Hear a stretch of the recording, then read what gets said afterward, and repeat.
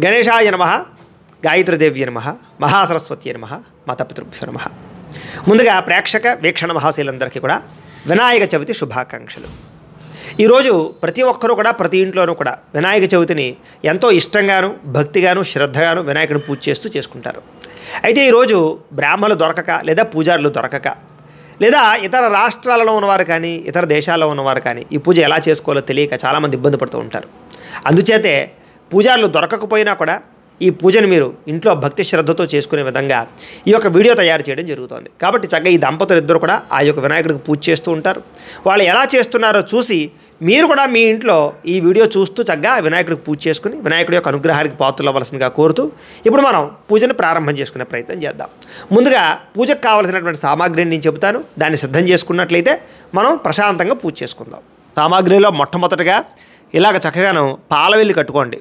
చక్కగా అన్ని రకాల పళ్ళు కూడా ఇలా పాలవెల్లిలా కట్టుకుని పాలవెల్లి తయారు చేసుకుని పెట్టుకోండి. అలాగే ఇలాగ గణపతి విగ్రహం కానీ లేకపోతే చిత్రపటం ఏదైనా ఫోటో కానీ వెనకాల పెట్టుకోవడానికి ప్రయత్నం చేయండి.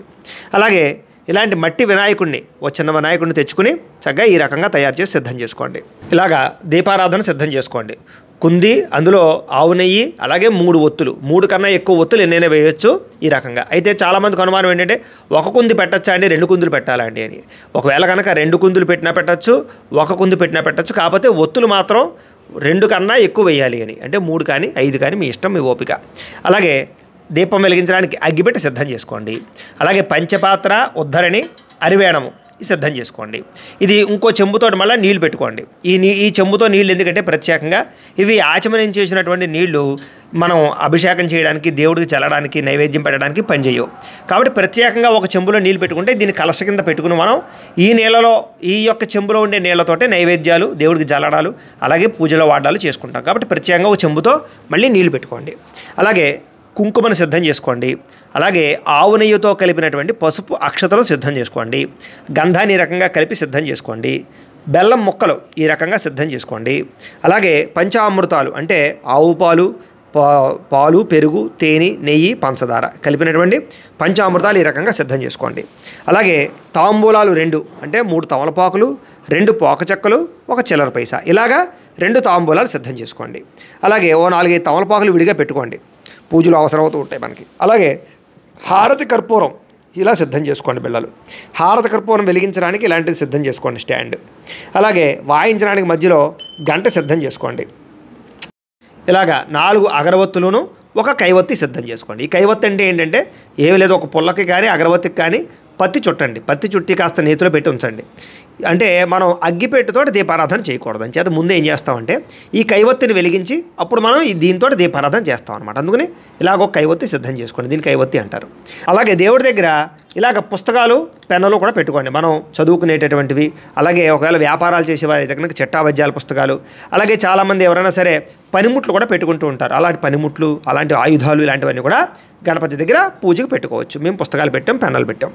అలాగే పసుపు వినాయకుడిని ఈ రకంగా సిద్ధం చేసుకోండి. అలాగే పసుపు వినాయకుడి పూజలోను అలాగే వినాయకుడికి వేయడానికి యజ్ఞోపవేతాలు ఈ రకంగా 2 సిద్ధం చేసుకోండి. పత్తితో తయారు చేసినటువంటి యజ్ఞోపవేతాలు 2 సిద్ధం చేసుకోండి. అలాగే ఇవి వస్త్రాలు అంటే పత్తితో చేసినటువంటి పసుపుతో ముంచిన వస్త్రాలు 2 వస్త్రాలు, 2 వస్త్రాలు, మొత్తం 4 వస్త్రాలు సిద్ధం చేసుకోండి.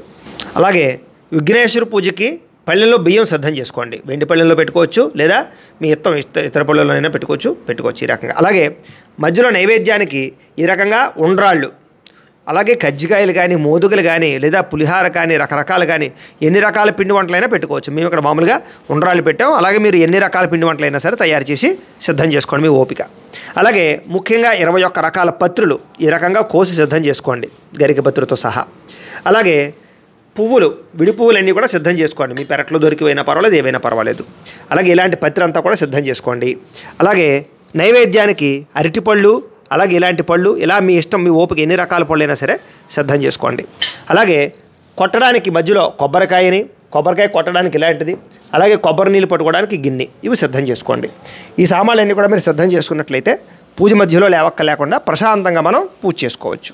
ఈ రకంగా సిద్ధం చేసుకున్నట్లయితే మనం పూజ మధ్యలో లేవక్క లేకుండా ప్రశాంతంగా పూజ చేసుకోవచ్చు. ఇప్పుడు మనం పూజను ప్రారంభించుకుందాం.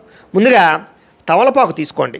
తమలపాకు తీసుకుని దాని ముచ్చిక ఇలా తీసేసి ఈ తమలపాకుని బియ్యం పళ్ళెం ఉంది కదా, ఆ బియ్యం పళ్ళెంలో ఇలా మయంగా పెట్టుకుని పసుపు వినాయకుడిని చేసుకున్నారు కదా, ఈ పసుపు వినాయకుడిని తీసి ఈ బియ్యం పళ్ళెల్లో తమలపాకు మీద పెట్టుకోండి. పెట్టుకున్న తర్వాత ఆ యొక్క గణపతికి కుంకాన్ని బొట్టు పెట్టండి. అమ్మ కుంకుమ బొట్టు పెట్టమ్మా, పైన పెట్టండి, తర్వాత 3 చోట్ల పెట్టండి కింద. ఓం గణానాం త్వా గణపతిగుం హవామహే కవిం కవీనాముపమశ్రవస్తమం జ్యేష్ఠరాజం బ్రహ్మణాం బ్రహ్మణస్పద ఆనశృణ్వన్నోతిభిः సీదసాదనం. శ్రీ మహాగణాధిపతయే నమః. ప్రార్థనపూర్వక నమస్కారం సమర్పయామి. ఇప్పుడు దీపారాధన చేయండి. దీపారాధన చేయడానికి ఇందాక చెప్పాను కదా, కైవొత్తి అనే కైవొత్తి తీసుకోండి. అమ్మ కైవొత్తి పట్టుకోమ్మా నువ్వు. అయ్యా మీరు అగ్గిపెట్టుతో దీపం వెలిగించండి. అయితే ఏమండి దంపతులే చేసుకోవాలా, ఎవరికి వాళ్ళు విడిగా ఉన్నవాళ్ళు కూడా చేసుకోవచ్చా అంటే, ఈ పూజ చిన్న పిల్లల దగ్గర నుంచి ముసలి వాళ్ళ దాకా కూడా దంపతులైనా చేసుకోవచ్చు, విడిగానైనా చేసుకోవచ్చు, ప్రతి ఒక్కరూ చేసుకోవచ్చు ఈ పూజ. అలాగే ఆ కైవొత్తి వెలిగించిన తర్వాత అగ్గిపుల్ల పక్కకు పడేయండి దూరంగాను. ఆ ఒత్తితోటి ఇద్దరు కలిపి వెలిగించండి. ఓం సాధ్యం త్రివర్తి సంయుక్తం వహ్నినా యోజితం ప్రియం గృహాణ మంగళం దీపం త్రైలోక్యతిమిరాపహ భక్త్యా దీపం ప్రయత్యామి దేవాయ పరమాత్మనే త్రాహి మాన్నరకాత్ ఘోరాత్ దివ్యర్జ్యోతిర్నమోస్తుతే దీపారాధనం కృత్వా. ఆ కైవొత్తి ఈసారి ఇలా ఇచ్చేయండి, ఇలా ఆపేసుకోండి, ఆపేసుకుని పక్కన పెట్టేసుకోండి. ఈసారి దీపారాధన చేశారు కాబట్టి దీపానికి గంధంతో కాస్త గంధం బొట్టు పెట్టి కుంకాన్ని బొట్టు పెట్టండి ఆ కుందికి. దీపాధిష్టాన దేవతాభ్యో నమో నమః. అలంకరణం కృత్వా.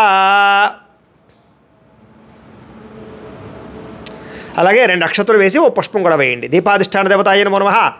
ప్రార్థనపూర్వక నమస్కారం సమర్పయామి. ఎలాగైతే వినాయక చవితి పూజ ఉందో అలాగే సంకష్టహర చతుర్థి వ్రతాన్ని, సప్త శనివారాల వ్రతాన్ని, అలాగే సత్యనారాయణ స్వామి వ్రతానికి సంబంధించినటువంటి పూజా వీడియోలు కూడా మీకు అందించడం జరుగుతోంది. అవి దానికి సంబంధించినటువంటి లింకులు కింద డిస్క్రిప్షన్లో ఉన్నాయి. కాబట్టి మీలో ఎవరైనా సరే ఈ యొక్క వినాయక చవితితో పాటుగా భవిష్యత్తులో ఎప్పుడైనా సత్యనారాయణ స్వామి వ్రతం చేసుకుందామన్నా, లేదా సప్త శనివారాల వ్రతం చేసుకుందామన్నా, లేదా సంకష్టహర చతుర్థి వ్రతం చేసుకున్నా కూడా ఈ యొక్క వీడియో చూస్తూ చక్కగా మీరు చేసుకోవచ్చు. లింకుల కిందనే చూసుకోండి. ఇప్పుడు దీపారాధన చేశారు కాబట్టి ఆచమనం చేయండి. ముందుగా మగవారు 3 సార్లు నీళ్ళు చేతిలో పోసుకొని తాగండి. తర్వాత మీ ఆడవారికి పోయండి. అలాగే ఎవరికి వాళ్ళు సింగిల్గా ఉండేటటువంటి వాళ్ళు మీ అంతటి మీరే చేతిలో నీళ్ళు పోసుకుని తాగండి. శ్రీ మహాగణాధిపతయ నమః. ఆచమ్య ఓం కేశవాయ నమః, ఓం నారాయణాయ నమః, ఓం మాధవాయ నమః, ఓం గోవిందాయ నమః, ఓం విష్ణవే నమః. ఆవిడికి పోయింది ఈసారి. ఓం విష్ణవే నమః, ఓం మధుసూదనాయ నమః, ఓం త్రివిక్రమాయ నమః, ఓం వామనాయ నమః, ఓం శ్రీధరాయ నమః, ఓం హృషికేశాయ నమః, ఓం పద్మనాభాయ నమః, ఓం దామోదరాయ నమః, ఓం సంకర్షణాయ నమః, ఓం వాసుదేవాయ నమః, ఓం పృద్యమునాయ నమః, ఓం అనిరుద్ధాయ నమః, ఓం పురుషోత్తమాయ నమః, ఓం అధోక్షజాయ నమః, ఓం నారసింహాయ నమః, ఓం అచ్యుతాయ నమః, ఓం జనార్దనాయ నమః, ఓం ఉపేంద్రాయ నమః, ఓం హరయ నమః, ఓం శ్రీకృష్ణాయ నమః, ఓం శ్రీకృష్ణ పరబ్రహ్మణే నమో నమః. అలాగే ఎవరైనా కుంకుమ బొట్టు పెట్టుకోకపోతే కనుక కుంకాన్ని బొట్టు పెట్టుకోండి. ఈసారి ఒక పుష్పం తీసుకుని ఎదురుగుండా ఉండే పసుపు వినాయకుడి మీద వేసి నమస్కారం చేయండి. ముందుగా మనం పసుపు వినాయకుడు పూజ చేసుకోవాలి, ఆ తర్వాత మనం మట్టి వినాయకుడికి పూజ చేసుకోవాలి. కాబట్టి పసుపు వినాయకుడి దగ్గరే పూజ అంతా కూడాను ఓ పుష్పం వినాయకుడి దగ్గర పెట్టి నమస్కారం చేసుకోండి. ఓం యశి ఓ నామ రూపాభ్యాం యాదేవి సర్వమంగళ తయో సంస్మరణాత్ పుంసాం సర్వతో జయమంగళం లాభస్తేషాం జయస్తేషాం కుతస్తేషాం పరాభవః ఏషామిందీవరశ్యామో హృదయస్థో జనార్దనః ఆపదామపహర్తారం ధాతారం సర్వసంపదాం లోకాభిరామం శ్రీరామం భూయో భూయో నమామ్యహం సర్వమంగళమాంగళ్యే శివే సర్వార్ధసాధికే శరణ్యే త్ర్యంబకే దేవి నారాయణి నమోస్తుతే. ఈసారి కొంచెం అక్షతలు వినాయకుడి దగ్గర పూజ చేస్తూ ఉండండి. పూజ చేసేటప్పుడు ఈ చూపుడు వేలు కానీ చిటికిన వేలు కానీ పనిచేయదు. అంచేత ఈ మధ్యలో 3 వేళ్లతోటి తీసుకోండి. ఇలా తీసుకుని ఇలా పూజ చేస్తూ ఉండండి కొంచెం. ఓం శ్రీ లక్ష్మీనారాయణాభ్యాం నమః, ఓం ఉమామహేశ్వరాభ్యాం నమః, ఓం వాణీ హిరణ్యగర్భాభ్యాం నమః, ఓం శచీ పురందరాభ్యాం నమః, ఓం అరుంధతి వశిష్ఠాభ్యాం నమః, శ్రీ సీతారామాభ్యాం నమః, సర్వేభ్యో మహాజనేభ్యో నమః. అయం ముహూర్త శుభముహూర్తో అస్తు. ప్రాణానాయమ్య 2 అక్షతలు మీ ఆడవారి ఎడమ పక్కకి వేసేసేయండి.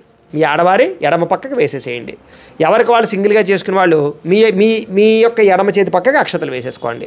ప్రాణానాయమ్య ఉత్తిష్టంతో భూతపిశాచాః ఏతే భూమి భారకాః ఏతేషామ విరోధేన బ్రహ్మకర్మ సమారభే. ముక్కు పట్టుకోండి ఇలాగా. ఓం అంగుళ్యాగ్రే నాసికాగ్రే సంపీడ్యం పాపనాశనం ప్రాణాయామితి సంప్రోక్యం ఋషిభిః పరికల్పితం. వదిలేసి మమ అనుకోండి. యజమాన్యస్య ఉపాత్ దురితక్షయ ద్వారా శ్రీ పరమేశ్వర ప్రీత్యర్థం శుభే శోభనే ముహూర్తే శ్రీ మహావిష్ణురాజ్ఞేయ ప్రవర్తమానస్య అద్య బ్రహ్మణః ద్వితీయపరార్ధే శ్వేతవరాహ కల్పే వైవస్వత మన్వంతరే కలియుగే ప్రథమపాదే జంబూద్వీపే భరతవర్షే భరతఖండే అస్మిన్ వర్తమాన వ్యావహారిక చాంద్రమాణేన శ్రీ క్రోధినామ సంవత్సరే. ఇప్పుడు మేము ఈ వీడియో చేస్తున్నటువంటి సంవత్సరం పేరు చెబుతున్నాం కాబట్టి మీరు ఏ సంవత్సరం అయితే ఈ యొక్క పూజ చేసుకుంటున్నారో ఆ సంవత్సరం పేరు క్యాలెండర్లోనైనా ఉంటుంది, పంచాంగంలోనైనా ఉంటుంది. కాబట్టి చూసి అది చెప్పుకోండి. శ్రీ క్రోధినామ సంవత్సరే దక్షిణాయనే వర్ష ఋతౌ భాద్రపద మాసే శుక్లపక్షే చతుర్థ్యాం వాసరస్తు. మేము ఈ సంవత్సరం శనివారం కాబట్టి స్థిరవాసరే అని చెప్తున్నాం. అంచేత మీరు ఏ సంవత్సరం చేసుకుంటున్నారో, మీరు ఏ రోజు అయితే పూజ చేసుకుంటున్నారో రోజు వారం, ఆదివారమా సోమవారమా మంగళవారమా ఏ వారమో చూసుకుని ఆ వారం పేరు చెప్పుకోండి. స్థిరవాసరే శుభ నక్షత్రే శుభయోగే శుభకరణ ఏవంగున విశేషణ విశిష్టాయాం శుభతిథౌ శ్రీమాన్ శ్రీమతః గోత్రస్య. ఇక్కడ నేను ఈ దంపతుల యొక్క గోత్రాల పేర్లు చెబుతున్నాను. మీరు మీ యొక్క గోత్రాలు పేర్లు, మీ కుటుంబ సభ్యుల పేర్లు, మీ పిల్లల పేర్లు అన్ని పేర్లు చెప్పుకోండి. గోత్రస్య గోత్రం ఏమిటండి?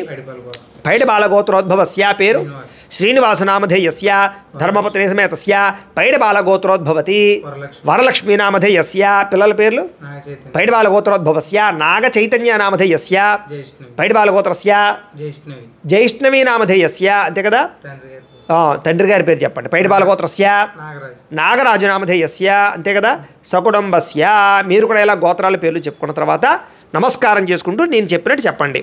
మమ అస్మాకం సహ కుటుంబానాం క్షేమ స్థైర్య ధైర్య విజయ అభయ ఆయు ఆరోగ్య ఐశ్వర్య అభివృద్ధి సిద్ధ్యర్థం ధర్మార్థ కామమోక్ష చతుర్విధ ఫల పురుషార్థ సిద్ధ్యర్థం మమ గృహే ధనధాన్య వస్త్రరత్న కాంచనాది సకల సంపత్ ప్రాప్త్యర్థం గోమహిష్యాది పశుబాహుళ్య సిద్ధ్యర్థం అశ్వాది సకలవాహన సిద్ధ్యర్థం మతు సమీపవర్తి జనానుకూల్య సిద్ధ్యర్థం శ్రీ సిద్ధి బుద్ధి సమేత శ్రీ వరసిద్ధి వినాయక స్వామి సంపూర్ణ అనుగ్రహ సిద్ధ్యర్థం అనేన శ్రీ వరసిద్ధి వినాయక స్వామి పూజా సమయే ఆదౌ నిర్విఘ్నేన పరిసమాప్యర్థం శ్రీ మహాగణాధిపతి పూజాం కరిష్యే తదంగా కలశారాధనం కరిష్యే.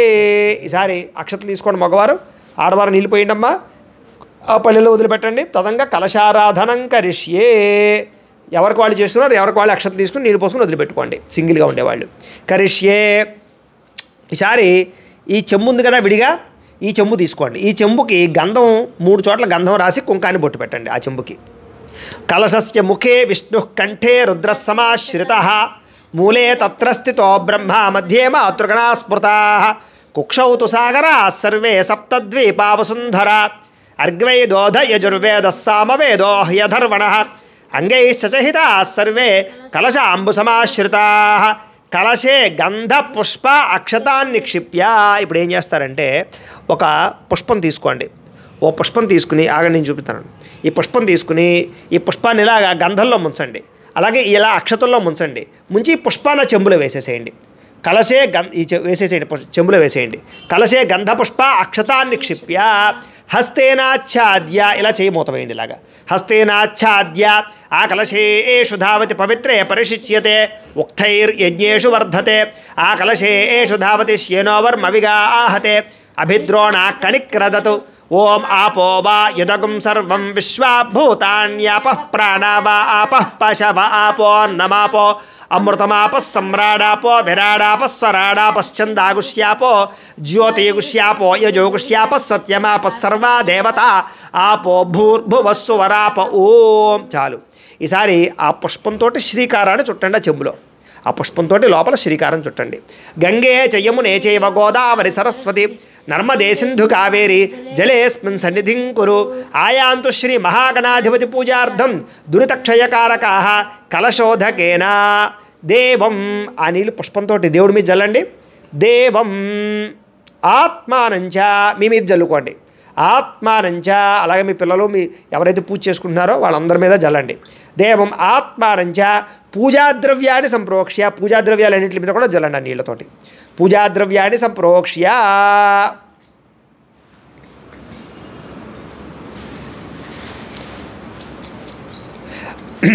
దీంట్లో ఉండే అర్థం పరమార్థం ఏమిటంటే మనం ఆ చెంబులోకి ఆ కలశలోకి ఏదైతే మన యొక్క భూమండలంలో ఉండేటటువంటి పవిత్ర నదువులు నదీ జలాలు ఉన్నాయో పవిత్ర గంగలు ఉన్నాయో అలాంటి పవిత్రమైనటువంటి జలాలని అలాంటి పవిత్రమైన గంగని ఆ యొక్క చెంబులోకి రమ్మని మంత్రాలతో ఆహ్వానం చేసామన్నమాట. అంచేది ఇప్పుడు ఆ కలశలో నీళ్లు పవిత్రమైనటువంటి గంగా జలంతో సమానం. ఆ నీళ్లు మా దేవుడి మీద మన మీద పూజా ద్రవ్యాల మీద చల్లడం వల్ల ఇవన్నీ శుద్ధవుతాయి అని అర్థంగా మనం ఇప్పుడు కలశారాధన చేసామన్నమాట.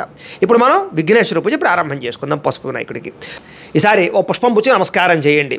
ఓం వక్రతుండ మహాకాయ కోటి సూర్య సమప్రభ నిర్విఘ్నం కురు మే దేవా సర్వకార్యేషు సర్వదా వినాయక నమస్తుభ్యం శతతం మోదక ప్రియ నిర్విఘ్నం కురు మే దేవా సర్వకార్యేషు సర్వదా శ్రీ మహాగణాధిపతి నమః మనఃపూర్వక ప్రార్థన నమస్కారం సమర్పయామి. వినాయకుడి దగ్గర వేసేసేయండి. మళ్ళీ అక్షతలు పుచ్చి నమస్కారం చేయండి. ఓం అసునీతే పునరస్మాసు చక్షు పునః ప్రాణమిహనో దేహి భోగం జోక్పస్యేమ సూర్యముచ్చరం తమనుమతే మృళయాన స్వస్తి అమృతం వై ప్రాణ అమృతమాపః ప్రాణ నేవ యథా స్థానముపహ్వయతే గణపతిం సాంగం సాయుధం సవాహనం సశక్తి పత్ని పుత్ర పరివార సమేతం మహాగణపతిమావాహయామి స్థాపయామి పూజయామి. వేసేసేయండి. అలాగా స్థిరో భవ వరదో భవ స్థాపితో భవ యజమాన్యస్య ఇష్టకామ్యార్థ ఫలసిద్ధితో భవ స్థిరాసనం కురు ధ్యానం. మళ్ళా ఇంకో పుష్పం ముచ్చి నమస్కారం చేయండి. ఓం గణానాం త్వా గణపతిగుం హవామహే కవిం కవీనాముపమశ్రవస్తమం జ్యేష్ఠరాజం బ్రహ్మణాం బ్రహ్మణస్పత ఆనశృణ్వన్నోతిభిः సేదసాదనం శ్రీ మహాగణాధిపతి నమః ధ్యాయామి. వేసేసేయండి. ఆవాహయామి. 2 నక్షత్రం వేయండి. ఆవాహయామి. నవరత్న ఖచిత సింహాసనం సమర్పయామి.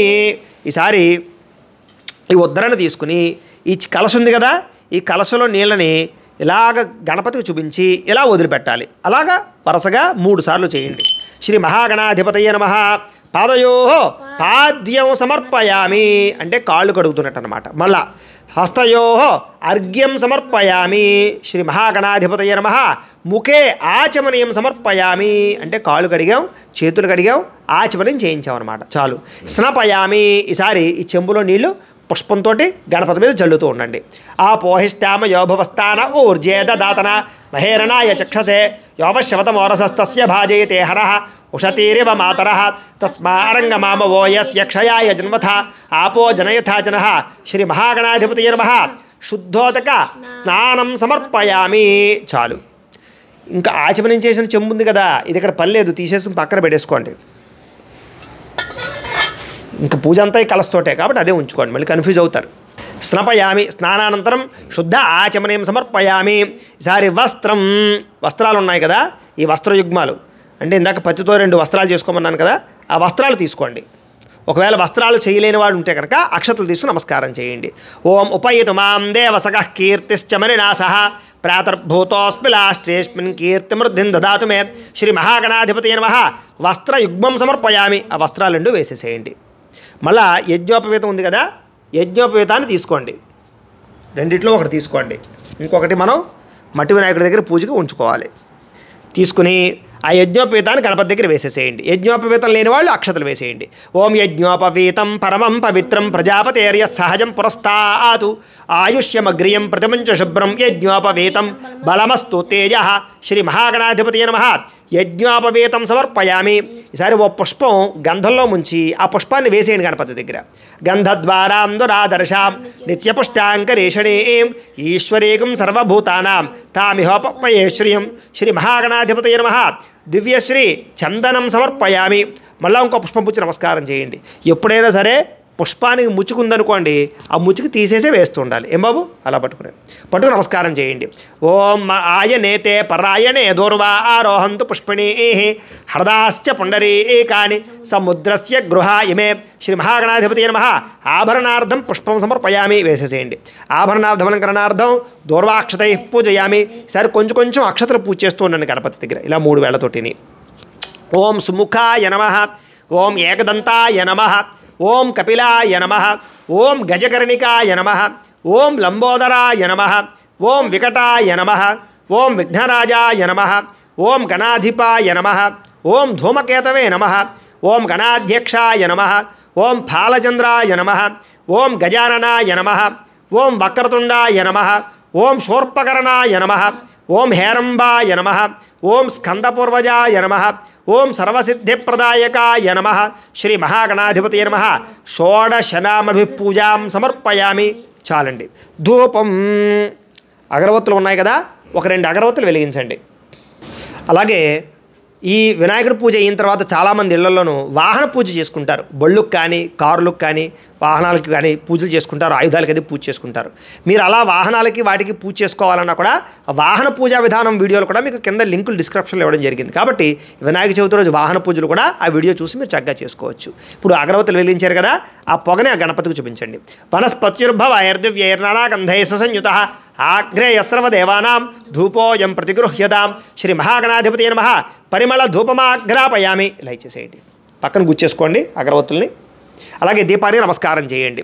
ఓం సాధ్యం త్రివర్తి సంయుక్తం మణినా యోజితం ప్రియం గృహాణ మంగళం దీపం త్రైలోక్యతిమిరాపహ భక్త్యా దీపం ప్రయత్యామి దేవాయ పరమాత్మనే త్రాహిమాన్నరకాత్ ఘోరాత్ దివ్యర్జ్యోతిర్నమోస్తుతే శ్రీ మహాగణాధిపతి నమః సాక్షాత్ దీపం దర్శయామి. ధూపదీపానంతరం శుద్ధ ఆచమనీయం సమర్పయామి. ఒక్కసారి ఉద్దరంతో నీళ్లు చూపించి అలా వదిలిపెట్టండి. ధూపదీపానంతరం శుద్ధ ఆచమనీయం సమర్పయామి. నైవేద్యం, ఈసారి వినాయకుడికి కుడి పక్కన ఒక తమలపాకు వేసుకోండి. వినాయకుడికి కుడి పక్కన తమలపాకు వేసుకుని ఈ తమలపాకు మీద బెల్లం ముక్కలు ఉన్నాయి కదా, కొంచెం బెల్లం ముక్కలు తమలపాకులు వేసుకోండి. అలాగే ఒక 2 అరటిపళ్ళు కూడా ఆ యొక్క తమలపాకు మీద బెల్లం ముక్క మీద పెట్టండి. పెట్టి ఆ తమలపాకుల మీద అరటిపళ్ళ మీద బెల్లం ముక్కల మీద నీళ్ళు చల్లండి పుష్పంతో. ఓం ప్రోక్ష్య ప్రహేక్ష్య పుండరీకాక్ష పుండరీకాక్ష పుండరీకాక్షాయ నమః శ్రీ మహాగణాధిపతి నమః అవసరార్థం కదలీపలే నైవేద్యం సమర్పయామి. 5 సార్లు ఆ పుష్పంతో అలా చూపించండి. ఇలా పుష్పం పుచ్చుకుని ఇలా పట్టుకుని ఇలాగ 5 సార్లు చూపించాలన్నమాట. ఓం ప్రాణాయ స్వాహ, ఓం అపానాయ స్వాహ, ఓం వ్యానాయ స్వాహ, ఓం ఉదానాయ స్వాహ, ఓం సమానాయ స్వాహ. చాలు, ఆ పుష్పంలో పెట్టేయండి. మధ్యే పానీయం సమర్పయామి. మళ్ళీ ఈసారి ఉద్దరంతో ఇలా నీళ్ళు ఇలా చూపించి ఇలాగ 5 సార్లు వదిలిపెట్టండి. అంటే కాళ్ళు కడగడం, చేతులు కడగడం, ఆచమనం చేయడం అన్నమాట. మధ్యే పానీయం సమర్పయామి. అమృత పీఠానమసి ఉత్తరాపోషణ సమర్పయామి. హస్తౌ ప్రక్షాళయామి, పాదౌ ప్రక్షాళయామి, శుద్ధ ఆచమనీయం సమర్పయామి. తాంబూలం, చాలు. ఈసారి తాంబూలం ఉంది కదా, 2 తాంబూలాల్లో ఒక తాంబూలం తీసుకోండి, పట్టుకోండి. ఓం ఆ తాంబూలం తీసుకుని గణపతి యొక్క ఎడమ పక్కన పెట్టేసేయండి. ఓం పూగి ఫలైశ్చ కర్పూరైర్నాగవల్లీదలైర్యుతం ముక్తా చూర్ణేన సంయుక్తం తాంబూలం ప్రతిగృహ్యతాం శ్రీ మహాగణాధిపతి నమః తాంబూలం సమర్పయామి. నీరాజనం, ఈసారి హారతి కర్పూరాన్ని వెలిగించండి, చూపించండి, గంట కొట్టుకోండి. ఓం సమ్రాజంచ విరాజంచాభిశ్రేర్యాజనో తిప్పమ్మ. ఇలా 3 సార్లు తిప్పాలి. ఇలా 3 సార్లు తిప్పి ఎడమ చేతితో పట్టుకుని కుడి చేతిలో చూపించాలి. ఓం సమ్రాజంచ విరాజంచాభిశ్రేర్యాజనో గృహే లక్ష్మీరాష్ట్రస్యయా ముఖేతయా మాసకం సృజామసి సంతత శ్రీరస్తు సమస్త సన్మంగళాని భవంతు నిత్యశ్రీరస్తు నిత్యమంగళాని భవంతు శ్రీ మహాగణాధిపతి నమః ఆనంద కర్పూర నీరాజనం దర్శయామి. నీరాజనానంతరం శుద్ధ ఆచమనీయం సమర్పయామి. ఒక నేల్చుకలాగా చూపించి అలా వదిలిపెట్టండి. శుద్ధ ఆచమనీయం సమర్పయామి, దాన్ని తగిలించి కళ్ళగద్దుకోండి. ఈసారి హరహర నమః పార్వతీపుత్ర హర హర మహాదేవ తేజో నీరాజనం చక్షుస్సరషిధారయ. ఈసారి ఒక పుష్పము తీసుకోండి, పుష్పం తీసుకోండి. అలాగే ఒక చిల్లర పైసా, 2 అక్షతలు తీసుకోండి, పట్టుకు నమస్కారం చేయండి. పుష్పము, ఓ చిల్లర పైసా, 2 అక్షతలు తీసుకొని నమస్కారం చేయండి. ఓం సుముఖశ్చేక దంతశ్చ కపిలో గజకర్ణికః లంబోదరస్య వికటో విఘ్నరాజో గణాధిపః ధూమకేతుర్గణ అధ్యక్ష ఫాల చంద్రో గజానన వక్రతుండ శోర్పకర్ణో హేరంభ స్కందపూర్వజ షోడశైతాని నామాని యః పఠేత్ శృణుయాదపి విద్యారంభే వివాహే చ ప్రవేశే నిర్గమే తథా సంగ్రామే సర్వకార్యేషు విఘ్నస్తస్య న జాయతే శ్రీ మహాగణాధిపతి నమః సువర్ణ దివ్య మంత్ర పుష్పం సమర్పయామి. అలా గణపతి దగ్గర వేసేసేయండి. నమస్కారం చేసుకోండి. నమస్కరోమి ఆత్మ ప్రదక్షిణాది సర్వోపచార పూజాన్ పరికల్పయామి. మగవారు అక్షతలు తీసుకోండి, ఆడవారు నీళ్లు పోయండి, ఆ పల్లెలో వదిలిపెట్టేసేయండి. సింగిల్గా చేసుకునేవారు ఎవరికి వాళ్ళు అక్షతలు తీసుకుని నీళ్లు పోసుకుని ఆ పల్లెలో వదిలిపెట్టండి. మంత్రహీనం క్రియాహీనం భక్తిహీనం గణాధిప యత్పోజితం యాదేవా పరిపూర్ణం తతస్తుదే అడయా ధ్యాన ఆవాహనాది షోడశోపచార పూజయా చ భగవాన్ సర్వాత్మక సర్వం శ్రీ మహాగణాధిపతి సుప్రీణాదు సుప్రీత సుప్రసన్నో వరదో భవతు. శ్రీ మహాగణాధిపతి ప్రసాదం. మీరు పూజ చేసినటువంటి అక్షతలు ఉన్నాయి కదా, ఈ అక్షతలు తీసుకుని శిరస్సు మీద వేసుకోండి. మగవారు తీసుకోండి. మగవారు తీసుకుని మీరు వేసుకుని మీ ఆడవారికి వేయండి, మీ పిల్లలకు వేయండి. ఎవరైతే పెద్దవారు ఉన్నారో వాళ్ళకి చిన్నపిల్లలకి వాళ్ళకి అందరికీ వేసేసేయండి. గణపతి ప్రసాద సిద్ధిరస్తు. ఓ పుష్పం తీసి మీ ఆడవారికి ఇవ్వండి. గణపతి ప్రసాదం శిరసా గృహ్ణామి. తల్ల పెట్టేసుకోమ్మ. ఈసారి ఆ బియ్యం పళ్ళాన్ని 3 సార్లు పైకెత్తి కింద పెట్టండి. దీన్ని పళ్ళాన్ని ఓం యజ్ఞేన యజ్ఞమ యజంత దేవా స్థాని ధర్మాణి ప్రథమాన్యాసన్ తేహనాకం మహిమాన సజంతే యత్ర పూర్వే సాధ్యాస్సంత దేవా గణపతిం యథాస్థానం ప్రవేశయామి శోభనార్థే క్షేమాయ పునరాగమనాయ చ. ఇప్పటితోటి పసుపు వినాయకుడి పూజ పూర్తయింది. ఇప్పుడు ఏం చేస్తారంటే ఈ పసుపు వినాయకుడిని తమలపాకుతో సహా తీసి మట్టి వినాయకుడి దగ్గర పెట్టేసేయండి. తర్వాత ఏం చేయాలంటే ఈ మట్టి వినాయకుడిని నిమజ్జనం చేసే సమయంలోనే పసుపు వినాయకుడిని కూడా నిమజ్జనం చేసేయండి పత్రితో సహా. ఇప్పుడు ఈ బియ్యం పళ్ళెం ఉంది కదా, ఈ బియ్యం పళ్ళెం మీరు వాడుకోకూడదు.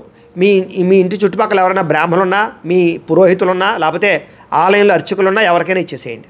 ఇతర దేశాల్లో ఉండేవారు అయితే కనుక మీకు అక్కడ బ్రాహ్మణులు దొరకరు కాబట్టి ఇవి పక్షులకు కానీ లేకపోతే ఏదైనా పశువులకు కానీ ఏదో రకంగా పెట్టేయడానికి ప్రయత్నం చేయండి, లేదా ప్రసాదంగా ఉండేసి ఎవరికైనా పంచిపెట్టేయడానికి ప్రయత్నం చేయండి. ఇప్పటితోటి పసుపు వినాయకుడి పూజ అయింది. ఇప్పుడు మనం మట్టి వినాయకుడికి పూజ చేసుకుంటాం అనమాట. అంచేత మళ్ళీ 2 నక్షత్రాలు మీ ఆడవారు ఎడం పక్కకు వేసేసుకోండి.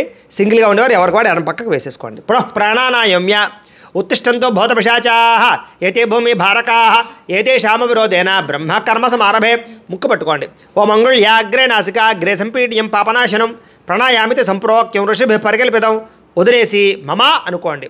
యజమాన్యస్య ఉపాత్త దురితక్షయ ద్వారా శ్రీ పరమేశ్వర ప్రీత్యర్థం శుభే శోభనే ముహూర్తే శ్రీ మహావిష్ణురాజ్ఞేయ ప్రవర్తమానస్య అద్య బ్రహ్మణః ద్వితీయపరార్ధే శ్వేతవరాహ కల్పే వైవస్వత మన్వంతరే కలియుగే ప్రథమపాదే జంబూద్వీపే భరతవర్షే భరతఖండే అస్మిన్ వర్తమాన వ్యావహారిక చాంద్రమాణేన శ్రీ క్రోధినామ సంవత్సరే. ఇందాకట్లాగే మీరు ఈ సంవత్సరం ఏదైతే ఉందో పూజ చేసుకునే సంవత్సరం, ఆ సంవత్సరం పేరు చెప్పుకోండి.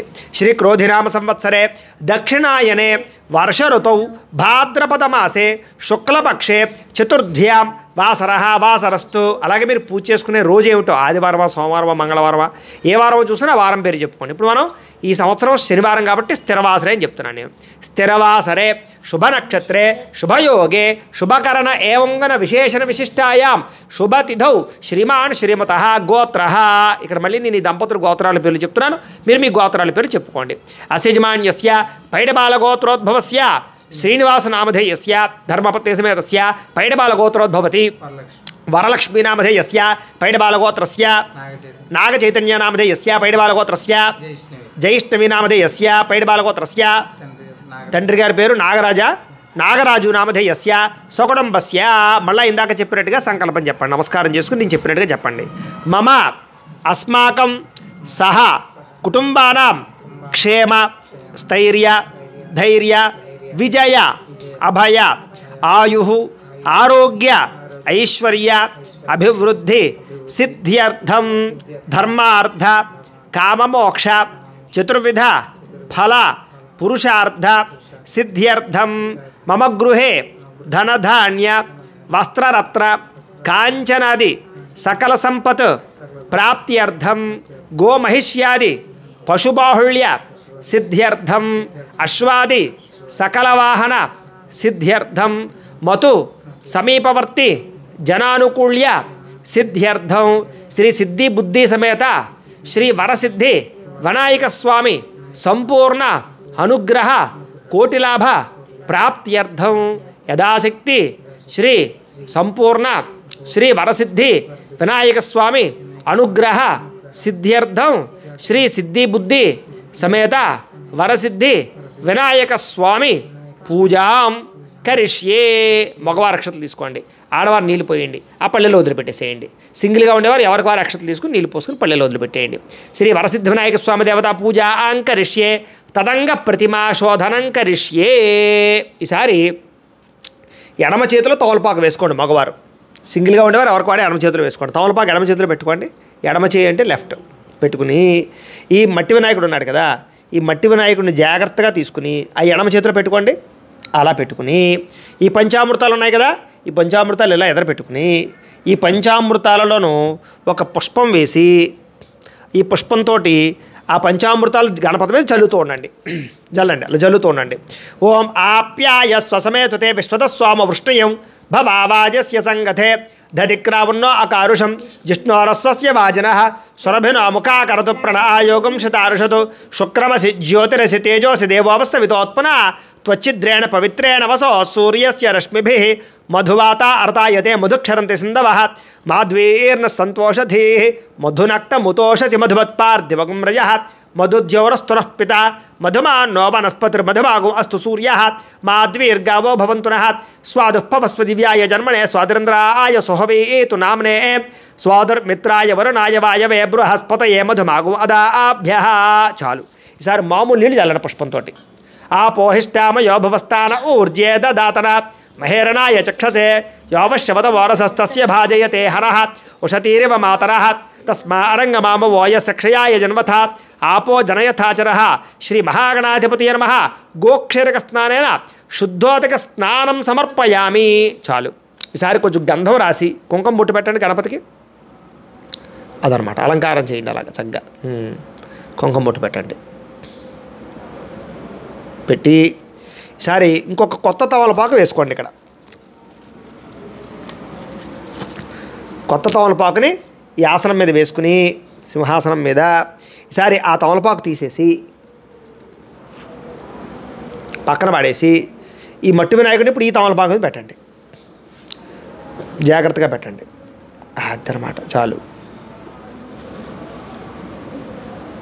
పెట్టుకుని ఈసారి 2 అక్షతలు పెట్టి నమస్కారం చేయండి. ఓం అసునీతే పునరస్మాసు చక్షు పునః ప్రాణమిహనో దేహి భోగం జోక్పస్యేమ సూర్యముచ్చరం తమనుమతే మృళయాన స్వస్తి అమృతం వై ప్రాణ అమృతమాప ప్రాణ నయవయథా స్థానమోపయతే. శ్రీ సిద్ధి బుద్ధి సమేత శ్రీ వరసిద్ధనాయక స్వామి దేవత ప్రాణ ప్రతిష్టాపన ముహూర్త శుభముహూర్తో అస్తు. అక్షతలు అలా వేసేసేయండి. స్థిరో భవ పరదో భవ స్థాపితో భవ మమ అనుకోండి. యజమాన్యస్య ఇష్టకామ్యార్థ ఫలసిద్ధితో భవ స్థిరాసనం కురు ధ్యానం. ఈసారి మళ్ళా ఓ పుష్పం పుచ్చి నమస్కారం చేయండి. ఓం గణానాం త్వా గణపతిగుం హవామహే కవిం కవీనాముపమశ్రవస్తమం జ్యేష్ఠరాజం బ్రహ్మణాం బ్రహ్మణస్పత ఆనశృణ్వన్నోతభిः సేదసాదనం శ్రీ మహాగణాధిపతయే నమః ధ్యాయామి. వేసేసేయండి అలా గణపతి దగ్గర. 2 అక్షతలు వేయండి. ఆవాహయామి నవరత్న ఖజిత సింహాసనం సమర్పయామి.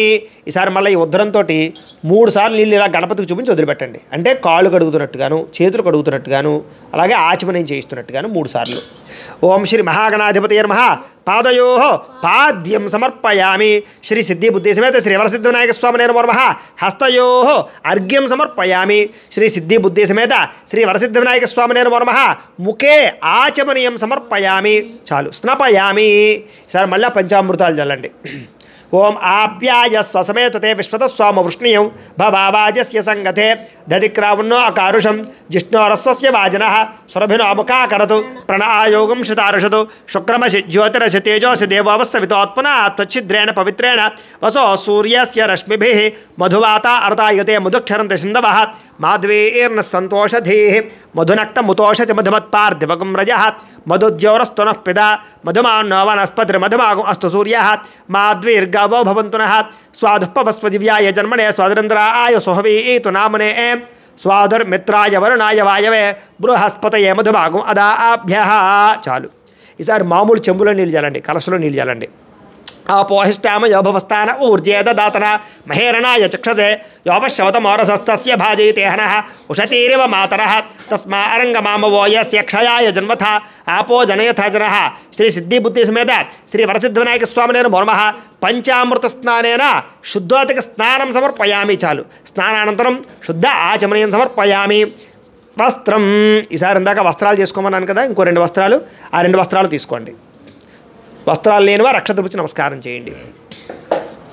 ఓం అభివస్త్రా సవసనాంజరుషాభిదేన సుదుగా పూయమానః అభిచంద్ర భర్తవేణో హిరణ్యాభ్యస్వాన్ రథినో దేవసోమ శ్రీ మహాగణాధిపతి నమః వస్త్రయుగ్మం సమర్పయామి. అలా గణపతి దగ్గర వేసేసేయండి. యజ్ఞోపవేతం చేసుకోమన్నాను కదా, ఆ యజ్ఞోపవేతం తీసుకోండి. ఇంకోటి యజ్ఞోపవేతం లేని వాళ్ళు అక్షతల పట్టు నమస్కారం చేయండి. ఓం యజ్ఞోపవీతం పరమం పవిత్రం ప్రజాపతేర్య సహజం పురస్తాదు ఆయుష్యమగ్రియం ప్రథమంచ శుభ్రం యజ్ఞోపవీతం బలమస్తు తేజ శ్రీ మహాగణాధిపతి నమః యజ్ఞోపవీతం సమర్పయామి. గణపతి దగ్గర వేసేసేయండి. మళ్ళాగా ఓ పుష్పం గంధంలో ముంచి ఆ పుష్పాన్ని గణపతి దగ్గర వేసేసేయండి. గంధద్వారాంధరాదర్శాం నిత్యపుష్టాంకరేషణీం ఈశ్వరీగం సర్వభూతానాం తామిహోపహ్వయే శ్రియం శ్రీ సిద్ధిబుద్ధి సమేత శ్రీ వరసిద్ధివినాయక స్వామినే నమః దివ్యశ్రీ చందనం సమర్పయామి. ఓ పుష్పం పుచ్చి నమస్కారం చేయండి. ఆయనేతే పరాయణే దూర్వా ఆరోహంతు పుష్పిణీ హరదాశ్చ పుండరీకాని సముద్రస్య గృహ ఇమే శ్రీ సిద్ధిబుద్ధి సమేత శ్రీ వరసిద్ధివినాయక స్వామినే నమః ఆభరణార్థం పుష్పం సమర్పయామి. వేసేసేయండి. ఆభరణార్థమలంకరణార్థం దూర్వా పత్రై సహిత పుష్పై సహిత అక్షతై పూజయామి. ఈసారి ఓం ఓం అనుకుంటూ మొట్టమొదట పుష్పాలు పూజ చేయండి. పుష్పాలు దగ్గరగా పెట్టుకోండి. పుష్పాలు దగ్గరగా పెట్టుకుని ముందుగా అథాంగ పూజ చెప్తాను. చక్కగా ఒక్కొక్క పుష్పం గణపతి దగ్గర వేసి నమస్కారం చేసుకుంటూ ఉండండి. ప్రతి పుష్పం వేసేటప్పుడల్లా శ్రీ మహాగణాధిపతయే నమః అనుకుంటూ వేయండి. లేకపోతే శ్రీ వరసిద్ధివినాయక స్వామినే నమః అనుకుంటూ వేసుకోండి. లేకపోతే గణేశాయ నమః అనుకుంటూనైనా సరే ఒక్కొక్క పుష్పం ఆ గణపతి దగ్గర పెట్టి పూజ చేస్తూ ఉండండి. ఓం గణేశాయ నమః పాదౌ పూజయామి. ఓం ఏకదంతాయ నమః కుల్ఫౌ పూజయామి. ఓం విఘ్నరాజాయ నమః జంగే పూజయామి. ఓం వినాయకాయ నమః జానుని పూజయామి. ఓం హేరంబాయ నమః కటిం పూజయామి. ఓం లంబోదరాయ నమః ఉదరం పూజయామి. ఓం గణనాథాయ నమః నాభిం పూజయామి. ఓం గణేశాయ నమః హృదయం పూజయామి. ఓం స్థూలకంఠాయ నమః కంఠం పూజయామి. ఓం స్కందాగ్రజాయ నమః స్కంధౌ పూజయామి. ఓం పాశహస్తాయ నమః హస్తౌ పూజయామి. ఓం గజవక్త్రాయ నమః వక్త్రం పూజయామి. ఓం విఘ్నహంత్రే నమః నేత్రే పూజయామి.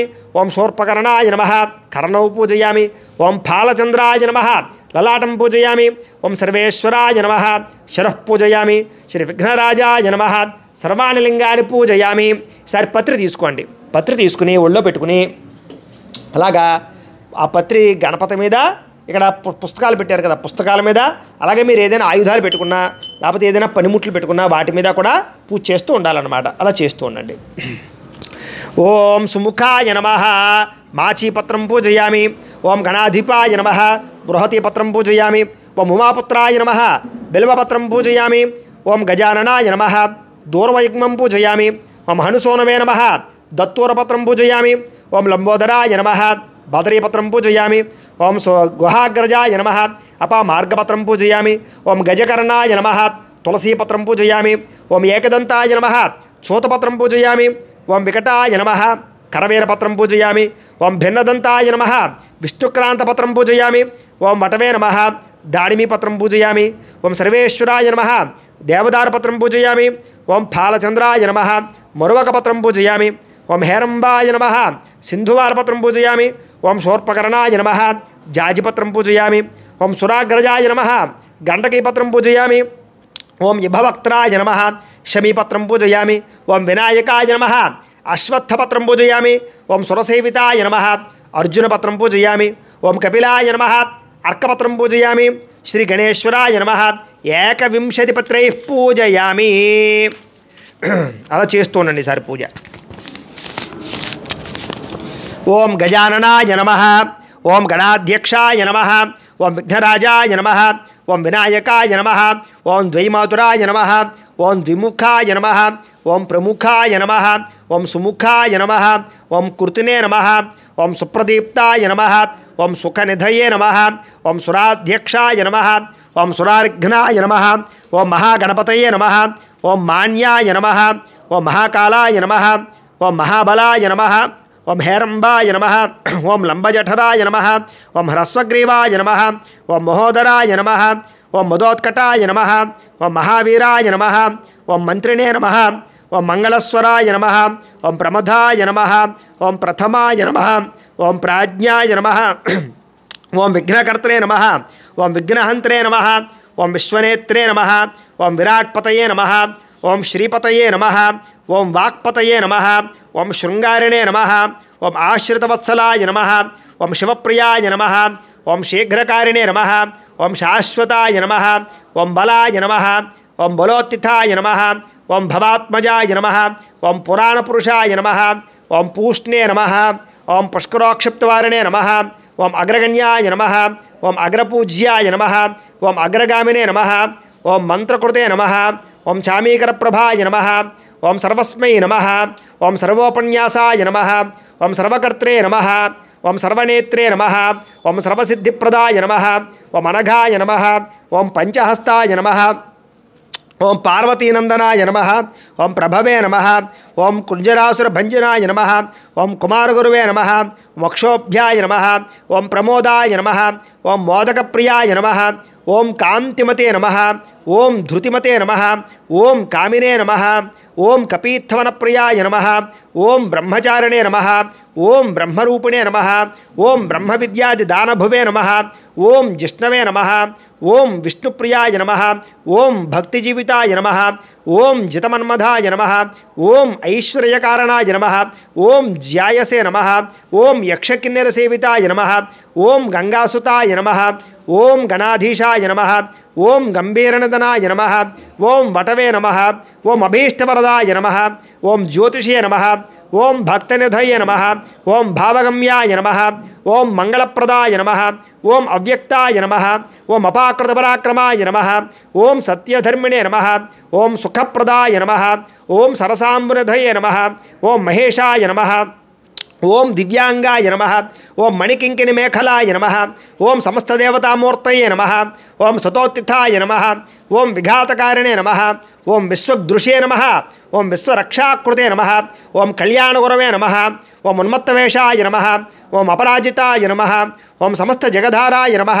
ఓం సర్వైశ్వర్యప్రదాయ నమః, ఓం ఆక్రాంతచతుర్భ్రవే నమః, శ్రీ విఘ్నేశ్వరాయ నమః, ఓం శ్రీ సిద్ధి బుద్ధి సమేత శ్రీ వరసిద్ధివినాయక స్వామినే నమో నమః. నానావిధ పరిమళ పాత్ర పుష్ప పూజాం సమర్పయామి. చాలండి. ధూపం అగరబత్తులు వెలిగించండి. అయితే ప్రేక్షకులకి చిన్న మనం ఏమిటంటే కనుక ఇలాంటి పూజలు కానీ వ్రతాలు కానీ నోములు కానీ ఏవి కావాల్సినా సరే మీకు భక్తి టీవీ పూజలు అనేటటువంటి ఛానల్ ఉంది మాదే. ఆ ఛానల్లో మీకు అన్ని రకాల పూజలు అన్ని రకాల వ్రతాలు కూడా అందులో అప్లోడ్ చేయడం జరుగుతుంది. కాబట్టి చక్కగా మీరు ఇంకా ఏదైనా ఫర్దర్గా ఏదైనా పూజలు చేసుకోవాలన్నా కూడా మీకు కావాల్సిన పూజలన్నీ అందులో దొరుకుతాయి. కాబట్టి మీరు అందరూ ఆ ఛానల్ సబ్స్క్రైబ్ చేసుకుని దాన్ని ఫాలో అవ్వాల్సిందిగా కోరుతూ ఇప్పుడు దీపారాధన చేయండి అమ్మా. ఆపసృజంతు వనస్పత్యుర్భవ ఐర్దివ్య నాళాగంధే సుసంయుత. ఆ దీపం వెలిగించారు కదా, అగరవత్తులు వెలిగించారు కదా, అగరవత్తులు గణపతికి చూపించండి. ఓం వనస్పత్యుర్భవ ఐర్దివ్య నాళాగంధే సుసంయుత ఆఘ్రేయ సర్వదేవానాం ధూపోయం ప్రతిగృహ్యతాం. శ్రీ మహాగణాధిపతయే నమః. శ్రీ సిద్ధి బుద్ధి సమేత శ్రీ వరసిద్ధివినాయక స్వామినే నమో నమః. పరిమళ ధూపమాఘ్రాపయామి. ఇలా ఇచ్చేసేయండి, పక్కన గుచ్చేసుకోండి. దీపాన్ని నమస్కారం చేయండి. సాధ్యం త్రివర్తి సంయుక్తం వన్నినా యోజితం ప్రియం గృహానమంగళం దీపం త్రైలోక్యతిమిరాపహ భక్త్యా దీపం ప్రయత్యామి దేవాయ పరమాత్మనే త్రాహి మాన్నరకాద్ఘోరాత్ దివ్యర్జ్యోతిర్నమోస్తుతే. శ్రీ సిద్ధి బుద్ధి సమేత శ్రీ వరసిద్ధివినాయక స్వామినే నమో నమః. సాక్షాత్ దీపం దర్శయామి. ధూపదీపానంతరం శుద్ధ ఆచమనీయం సమర్పయామి. మళ్ళీ ఉద్ధరంతో నీళ్ళు అలా చూపించాలి, వదిలిపెట్టండి. ధూపదీపానంతరం శుద్ధ ఆచమనీయం సమర్పయామి. నైవేద్యం ఈసారి కొబ్బరికాయ కొట్టండి.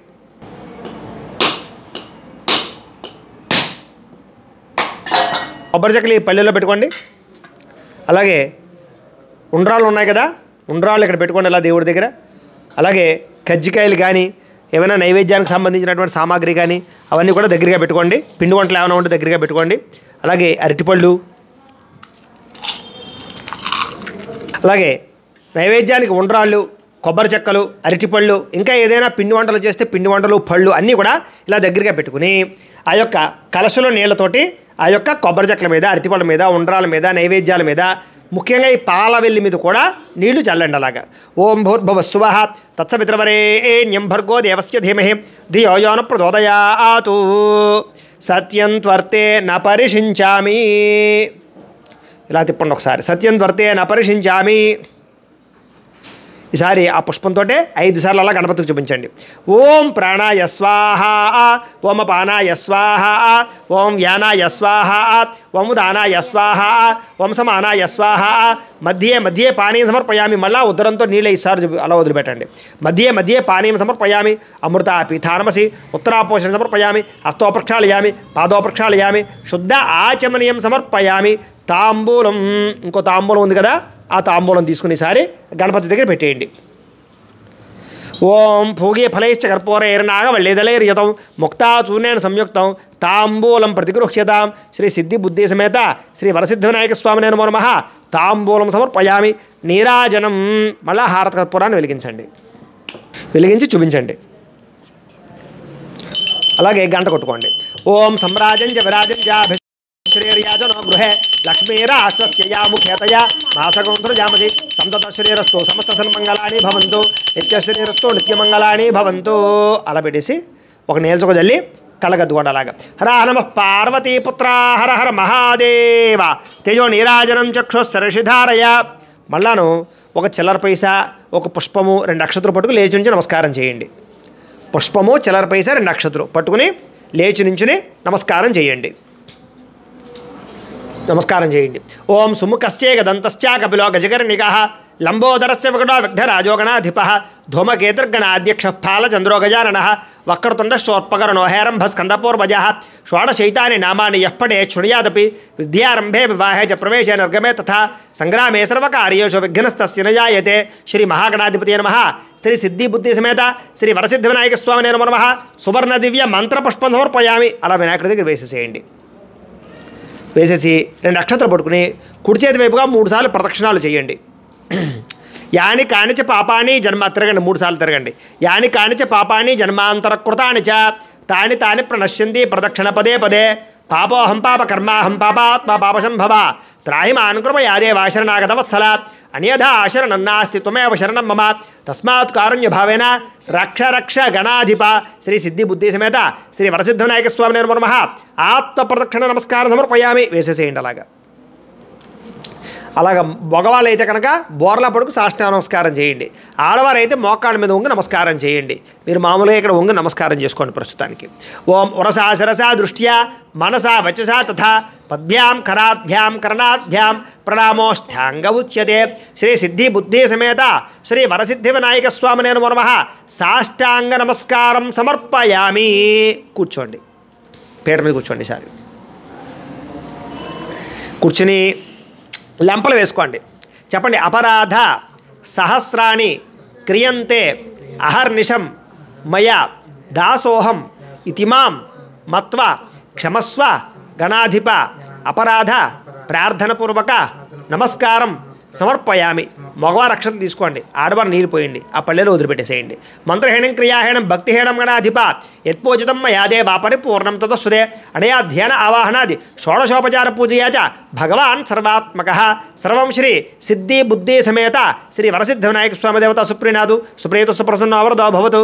వరసిద్ధి వినాయక స్వామి దేవత ప్రసాదం. అక్కడ పూజ చేసిన నక్షత్రాలు శిరస్సు మీద వేసుకోండి, పత్రి చెవులో పెట్టుకోండి, ఆడవారు పుష్పాలు తలలో పెట్టుకోండి. శ్రీ వరసిద్ధివినాయక స్వామి దేవత ప్రసాద సిద్ధిరస్తు. ఇప్పటితోటి పూజా కార్యక్రమం పూర్తయింది. ఇప్పుడు మనం కథ శ్రద్ధగా వినే ప్రయత్నాన్ని చేద్దాం. అందరూ కూడా కథ వినేవాళ్ళందరూ కూడా అక్షతల పట్టు నమస్కారం చేయండి. శుక్లాంబరధరం విష్ణుం శశివర్ణం చతుర్భుజం ప్రసన్నవదనం ధ్యాయేత్ సర్వవిఘ్నోపశాంతయే. అగజానన పద్మార్కం గజానన మహర్నిశం అనేకదంతం భక్తానాం ఏకదంతముపాస్మహే.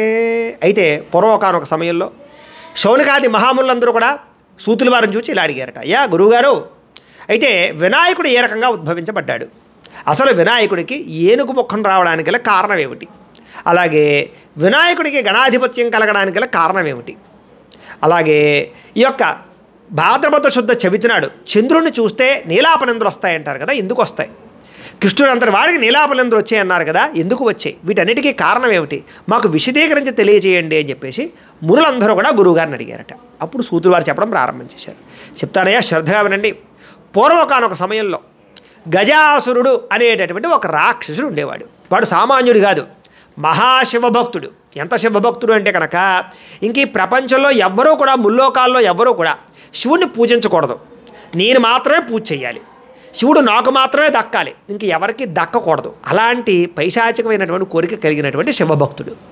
వాడు ఏం చేశాడంటే ఒకానొక సమయంలో శివుడి గురించి ఘోరంగా తపస్సు చేశాడు.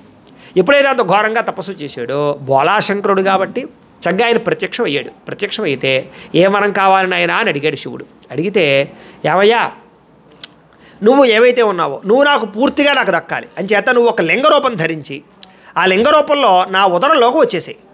ఈ ముల్లోకాల్లో ఎవరు కూడా నేను అర్చించకూడదు, నేను మాత్రమే అర్చించాలి, కాబట్టి నువ్వు నాకే దక్కాలి, కాబట్టి నువ్వు లింగరూపం ధరించి నా ఉదరంలోకి వచ్చేసాయి అని చెప్పేసి కోరుకున్నట్ట. బోలాశంకరుడు కాబట్టి ఏ వరం అడిగినా సరే ఇస్తాడు కాబట్టి సరే అని చెప్పేసి లింగరూపం ధరించి ఉదరంలోకి వెళ్ళిపోయాడు. గజాసురుడు పొట్టలోకి వెళ్ళిపోయాడు. ఎప్పుడైతే ఈ గజాసురుడు పొట్టలోకి ఈశ్వరుడు వెళ్ళిపోయాడో ఇక ముల్లోకాల్లోనూ కూడా ఎవరు పూజ చేద్దామన్నా, ఎవరు అర్చన చేద్దామన్నా, ఎవరికి ఏదైనా సమస్య వస్తే చెప్పుకుందామన్నా ముల్లోకంలో ఎవరికి కూడా ఈశ్వరుడు కనపట్టలేదు. ఎంత ప్రార్థనలు చేసినా ఈశ్వరుడు కనపట్టలేదు. ఆఖరికి పార్వతీ అమ్మవారు కూడా కంగారు పడుతోంది. ఎందుకంటే కైలాసానికి రావటం లేదు ఈశ్వరుడు, ఏమైపోయాడో తెలియటం లేదు. ప్రమదగణాదులకు కూడా అర్థం అవటం లేదు శివుడు ఎక్కడ ఉన్నాడో. అయితే అందరూ కూడా చాలా ఆందోళన చెందుతూ మొత్తం దేవతలందరూ కూడా మొట్టమొదట బ్రహ్మలోకానికి వెళ్ళారట. వెళితే బ్రహ్మగారు కూడా ఏమోనయ్యా ఈశ్వరుడు ఎక్కడున్నాడో నాకు అర్థం అవటం లేదు, అంచేత అన్ని విషయాలు తెలుసుకోగలిగిన శక్తి విష్ణుమూర్తికి ఉంది కాబట్టి విష్ణుమూర్తి శివుడు ఒక్కడే కాబట్టి ఆయనకు తెలుస్తుంది, అంచేత మనం అందరం కలిపి విష్ణుమూర్తి దగ్గరికి వెళదాం అని చెప్పేసి అందరూ కలిపి విష్ణుమూర్తి దగ్గరికి వెళ్ళారట. వెళితే విష్ణుమూర్తి వారు చక్కగా కళ్ళు మూసుకుని మనోనేత్రంతో జ్ఞాననేత్రంతో శివుడు ఎక్కడున్నాడో కనిపెట్టాడు. ఏమయ్యా కంగారు పడకండి, శివుడు ఎక్కడో ఉన్నాడు అనుకుంటున్నారు, గజాసురుడు యొక్క పొట్టలో ఉన్నాడు. అంచేత తపస్సు చేసి శివుని పొందాడు. అంచేత ఇప్పుడు గజాసురుడు పొట్టలో ఉన్నాడు. ఆ గజాసురుడు సామాన్యుడు కాదు, మనం వెళ్ళి యుద్ధం చేస్తే నగ్గలేం, లేదా మనకంత సులువుగా మనకి మాట వినడు, చాలా మూర్ఖుడు. అంచేత మనం ఏం చేద్దాం అని అడిగాడు. సరే ఏదో ఉపాయం మీరే చెప్పండి ఏం చేద్దామన్నారు. అప్పుడు దేవతలు విష్ణుమూర్తి అందరూ ఆలోచించి ఓ పని చేద్దాం, ఈ గజాసురుడికి నృత్యం అంటే చాలా ఇష్టం, అందుచేత మనం అందరం ఓ పని చేద్దాం, గంగిరెద్దులు ఆడించేటటువంటి వాళ్ళు వేషం వేసుకుని గంగిరెద్దును ఆడిస్తూ నృత్యం చేద్దాం. అలా నృత్యం చేస్తే దానికి మెప్పొందించి వాడు బాగా పొంగిపోయి వరం అడుగుతాడు. అప్పుడు మనం ఏం చేద్దామంటే నీ ఉదరంలో ఉన్నటువంటి శివుణ్ణి మాకు ఇచ్చేయని చెప్పి అడుగుదాం. ఆ రకంగా మనం నాటకం ఆడి ఏదో రకంగా శివుణ్ణి మళ్ళీ బయటకు తెచ్చుకుందాం అని చెప్పాడు. ఎప్పుడైతే ఆ రకంగా విష్ణుమూర్తి చెప్పాడో దేవతలందరూ కూడా సరే అన్నారు. సరే ఏం చేశారంటే ఆ నందీశ్వరుడు ఉన్నాడు కదా, ఆ నందీశ్వరుడేమో ఆ యొక్క ఎద్దులాగా వేషం వేసుకున్నాడు, గంగిరెద్దు వేషం వేసుకున్నాడు. అలాగే నారదుడు తుంబురులు వీళ్ళందరూ కూడా ఆ గానం చేసేవాళ్ళలాగా, తబలా వాయించే వాళ్ళలాగా, దేవతలందరూ కూడా ఆ నృత్యం చేసేవాళ్ళలాగా అవతారాలు ఎత్తి వాళ్ళందరూ కూడా ఆ యొక్క గజాసురుడి దగ్గరికి వెళ్ళారు. నగరంలోకి వెళ్ళి గజాసురుడు ఎదురుకుండా చాలా అద్భుతమైనటువంటి నృత్యాలు చేశారు, అద్భుతమైనటువంటి గానాన్ని చేశారు. ఎప్పుడైతే ఈ రకమైనటువంటి గానము నృత్యము ఈ యొక్క గజాసురుడు చూశాడో, చూసి వెంటనే ఎప్పుడూ చూడనంత అద్భుతమైనటువంటి ఈ యొక్క గానము నృత్యము చూసి తబ్బిబ్బులైపోయాడు, పడిపోయి ఆ ఆనందంలోనూ ఏమయ్యా మీరు ఎక్కడి నుంచి వచ్చారో తెలియదు, చాలా అద్భుతంగా నృత్యం చేశారు, అంచేత మీకు ఏ వరం కావాలో అడగండి నేను ఇస్తాను అని చెప్పేసి అన్నట్ట. వెంటనే వీళ్ళందరూ కూడా అయ్యా మేము అందరం కూడా శివభక్తులు అండి, మేము శివుడిని అర్చన చేద్దామంటే ఆయన ఎక్కడా కనపడటం లేదు, మీ ఉదరంలో ఉన్నాడు అని తెలిసింది, అంచేత మీ పొట్టలో ఉన్నటువంటి శివుడిని మాకు ఇచ్చేస్తే మేము పట్టుకెళ్ళిపోతాం అని చెప్పి అన్నారట. ఎప్పుడైతే ఈ రకంగా అన్నారో గజాసురుడికి ఆశ్చర్యం వేసింది. ఓహో వీళ్ళందరూ కూడా దేవతలు కావాలని ఇలాంటి పన్నాగం పన్నారు అని అర్థమైంది. అప్పుడు అర్థమయ్యి మరి వరం ఇచ్చాడు కదా, అంచేత వరం కాదనడానికి వీల్లేదు, అంచేత పూర్వకాలంలో రాక్షసులు కూడా ధర్మంగానే ఉండేవారు, అంచేత ధర్మంగా అడిగినటువంటి వరం ఇవ్వాలి కాబట్టి సరే నా అంతటా నేను ఇవ్వను, కానీ శివుడు వస్తారంటే మాత్రం తీసి పట్టుకెళ్ళిపోండి అని చెప్పేసి చెప్పాట. ఎప్పుడైతే ఆ రకంగా చెప్పాడో వెంటనే వీళ్ళందరూ కూడా శివుడి గురించి అనేక రకాల ప్రార్థనలు చేశారట దేవతలందరూ. ఎప్పుడైతే ఆ రకంగా ప్రార్థనలు చేశారో గజాసురుడి యొక్క పొట్ట చీల్చుకుని ఆ శివుడు బయటకు వచ్చేసాడు. ఎప్పుడైతే బయటకు వచ్చేసాడో ఈ గజాసురుడికి జ్ఞానోదయం కలిగింది. చిచ్చి నా రాక్షసత్వం వల్ల నా మూర్ఖత్వం వల్ల శివుడు నాకే కావాలని కోరుకున్నాను, అంచేత ఎవరు భక్తిగా ఆరాధన చేసినా వాళ్ళ దగ్గరికి వెళ్ళిపోతాడు శివుడు, నా దగ్గరే ఉంటాడు అనుకున్నాను, అంచేత నేను మూర్ఖుణ్ణి అనుకుని బాధపడి శివుడిని మళ్ళీ ప్రార్థన చేశాడు. అయ్యా ఎలాగ నేను చనిపోతున్నాను, నాకు తెలిసిపోతోంది, నేను తప్పుడు కోరుకున్నాను, అయితే నాకు ఇంకొక కోరిక ఉంది, ఆ కోరిక తీరుస్తావా అని అడిగట్టు శివుడిని. ఏమిటయ్యా ఏం కోరిక అన్నాడు. ఏమీ లేదు, నేను చనిపోయినా సరే నా యొక్క చర్మం ఏదైతే ఉందో ఆ చర్మం ఎప్పుడు కూడా నిన్నే అంటిపెట్టుకుని ఉండాలి, అలాగే ఎప్పుడు కూడా నా మొహం నిన్ను చూస్తూ ఉండాలి అంచేత అలాంటి వరాన్ని అలాంటి అనుగ్రహాన్ని నాకు ఇవ్వు అని చెప్పేసి చెప్పాట. చెబితే అప్పుడు శివుడు తథాస్తు అని చెప్పి దీవించాట. ఆ రకంగా దీవించిన తర్వాత ఈ యొక్క గజాసురుడు మరణించి తర్వాత తర్వాత జన్మలో ఒక ఏనుగు ఆకారం ఎత్తి ఏనుగు రూపంలో ఆ అడవిలో తిరుగుతూ ఉన్నాడనమాట. ఈ రకంగా గజాసురుడు వృత్తాంతం పూర్తయింది. అయితే ఇప్పుడు గణపతి ఏ రకంగా పుట్టాడు, గణపతికి ఈ ఏనుగు ముఖం ఎలా వచ్చిందో మనం తెలుసుకుందాం అని చెప్పేసి మళ్ళా గురువుగారు చెప్పడం ప్రారంభం చేశారు. ఒకానొక సమయంలోనూ పార్వతీ అమ్మవారు ఏం చేస్తుంది అంటే కనుక అభ్యంగన స్నానం చేస్తోంది. అయితే చెలికత్తలందరూ కూడా ఉన్నారు, చక్కగా అమ్మవారికి అభ్యంగన స్నానాన్ని చేయిస్తున్నారు. శివుడు ప్రమదగణాదులు అందరూ కూడా కొంచెం బయటికి వెళ్ళారనమాట. బయటకు అంటే ఏంటంటే కనుక లోకాలు తిరుగుతూ వాళ్ళు లోకల్లో ఏమేం జరుగుతున్నాయో వాటిని సంరక్షించడానికి వాటికి వెళుతూ ఉంటారు శివుడు. అంచేత శివుడు బయటికి వెళ్ళాడు. చెలికత్తలందరూ కూడా అమ్మవారికి అభ్యంగన స్నానం చేయిస్తున్నారు. పార్వతీ అమ్మవారికి చేయిస్తూ ఉంటే పార్వతీ అమ్మవారు ఏం చేసిందంటే ఆ స్నానం చేసే సమయంలో నలుగు పెట్టుకుంటారు కదా, వరిపిండితోటి పసుపుతోటి నలుగు పెట్టుకుంటారు కదా, ఆ నలుగు పెట్టుకునే సమయంలో ఆ వరిపిండి పసుపు పట్టుకుని ఒక ముద్దను తయారు చేసింది. పసుపు ముద్ద తయారు చేస్తే ఆ ముద్దకి కాస్త కళ్ళు, ముక్కు, చెవులు, నోరు ఇవన్నీ కూడా తగిలించి కాళ్ళు, చేతులు అవి కూడా పెట్టిందిట.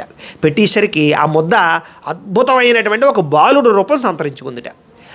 ఆ ముద్ద చూస్తుంటే కనుక, ఆ బాలుడిని చూస్తుంటే కనుక నిజంగా కనుక మనిషి అలా ఉంటే ఈ ప్రపంచంలో అంత అందమైన వాడు ఉండడు. అంత అందంగా ఉందిట ఆ యొక్క బాలుడి యొక్క బొమ్మ. అది చెలికత్తలందరూ చూశారు. చూసి అమ్మా నువ్వు ఎంత అందంగా తయారు చేసేవి బొమ్మని, అసలు బొమ్మ రూపంలోనే ఇంత కళగా ఇంత అందంగా ఉన్నాడు అంటే కనుక ఇదే బొమ్మకి ప్రాణం వచ్చుంటే ఎంత అందంగా ఉంటాడో కదా అన్నారు వాళ్ళందరూ. అవును నాకు అలాగే అనిపిస్తోంది అంది పార్వతీదేవి. అలా కాదమ్మా, నీకంటూ ఒక కుమారుడు లేడు, ఒక మృత్యువు లేడు, నీకంటూ ఎవరూ లేరు. నిజంగా చెప్పాలంటే కనుక అందరూ కూడా మగవాళ్ళందరూ కూడా బయటికి వెళ్ళిపోయారు. ఈ సమయంలో ఎవరైనా వస్తే బయట కాపలా కాసేవాడు కూడా నీకు ఎవడో లేడు.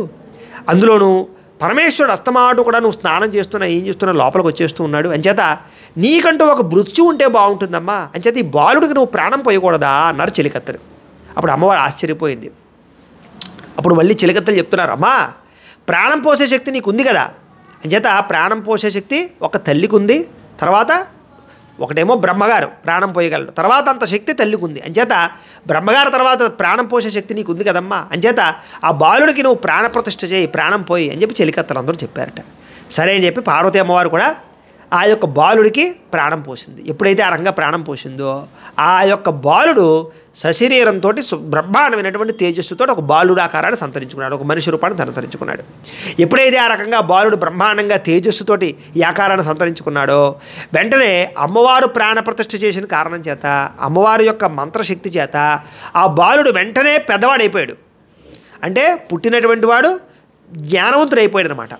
అంచేత జ్ఞానం వచ్చేసింది కాబట్టి వెంటనే అడుగుతున్నట్ట, తల్లి నన్ను ఎందుకు ఉద్భవింపజేసావు, నా పని ఏంటి, నా కార్యం ఏంటి చెప్పు అన్నాడు. ఒరే నాయనా ఓ పని చేయి, ఏం చేస్తావంటే నువ్వు ద్వారం దగ్గర నించో, సింహద్వారం దగ్గర నించుని ఎవరు వచ్చినా సరే లోపలికి మాత్రం పంపించుకో.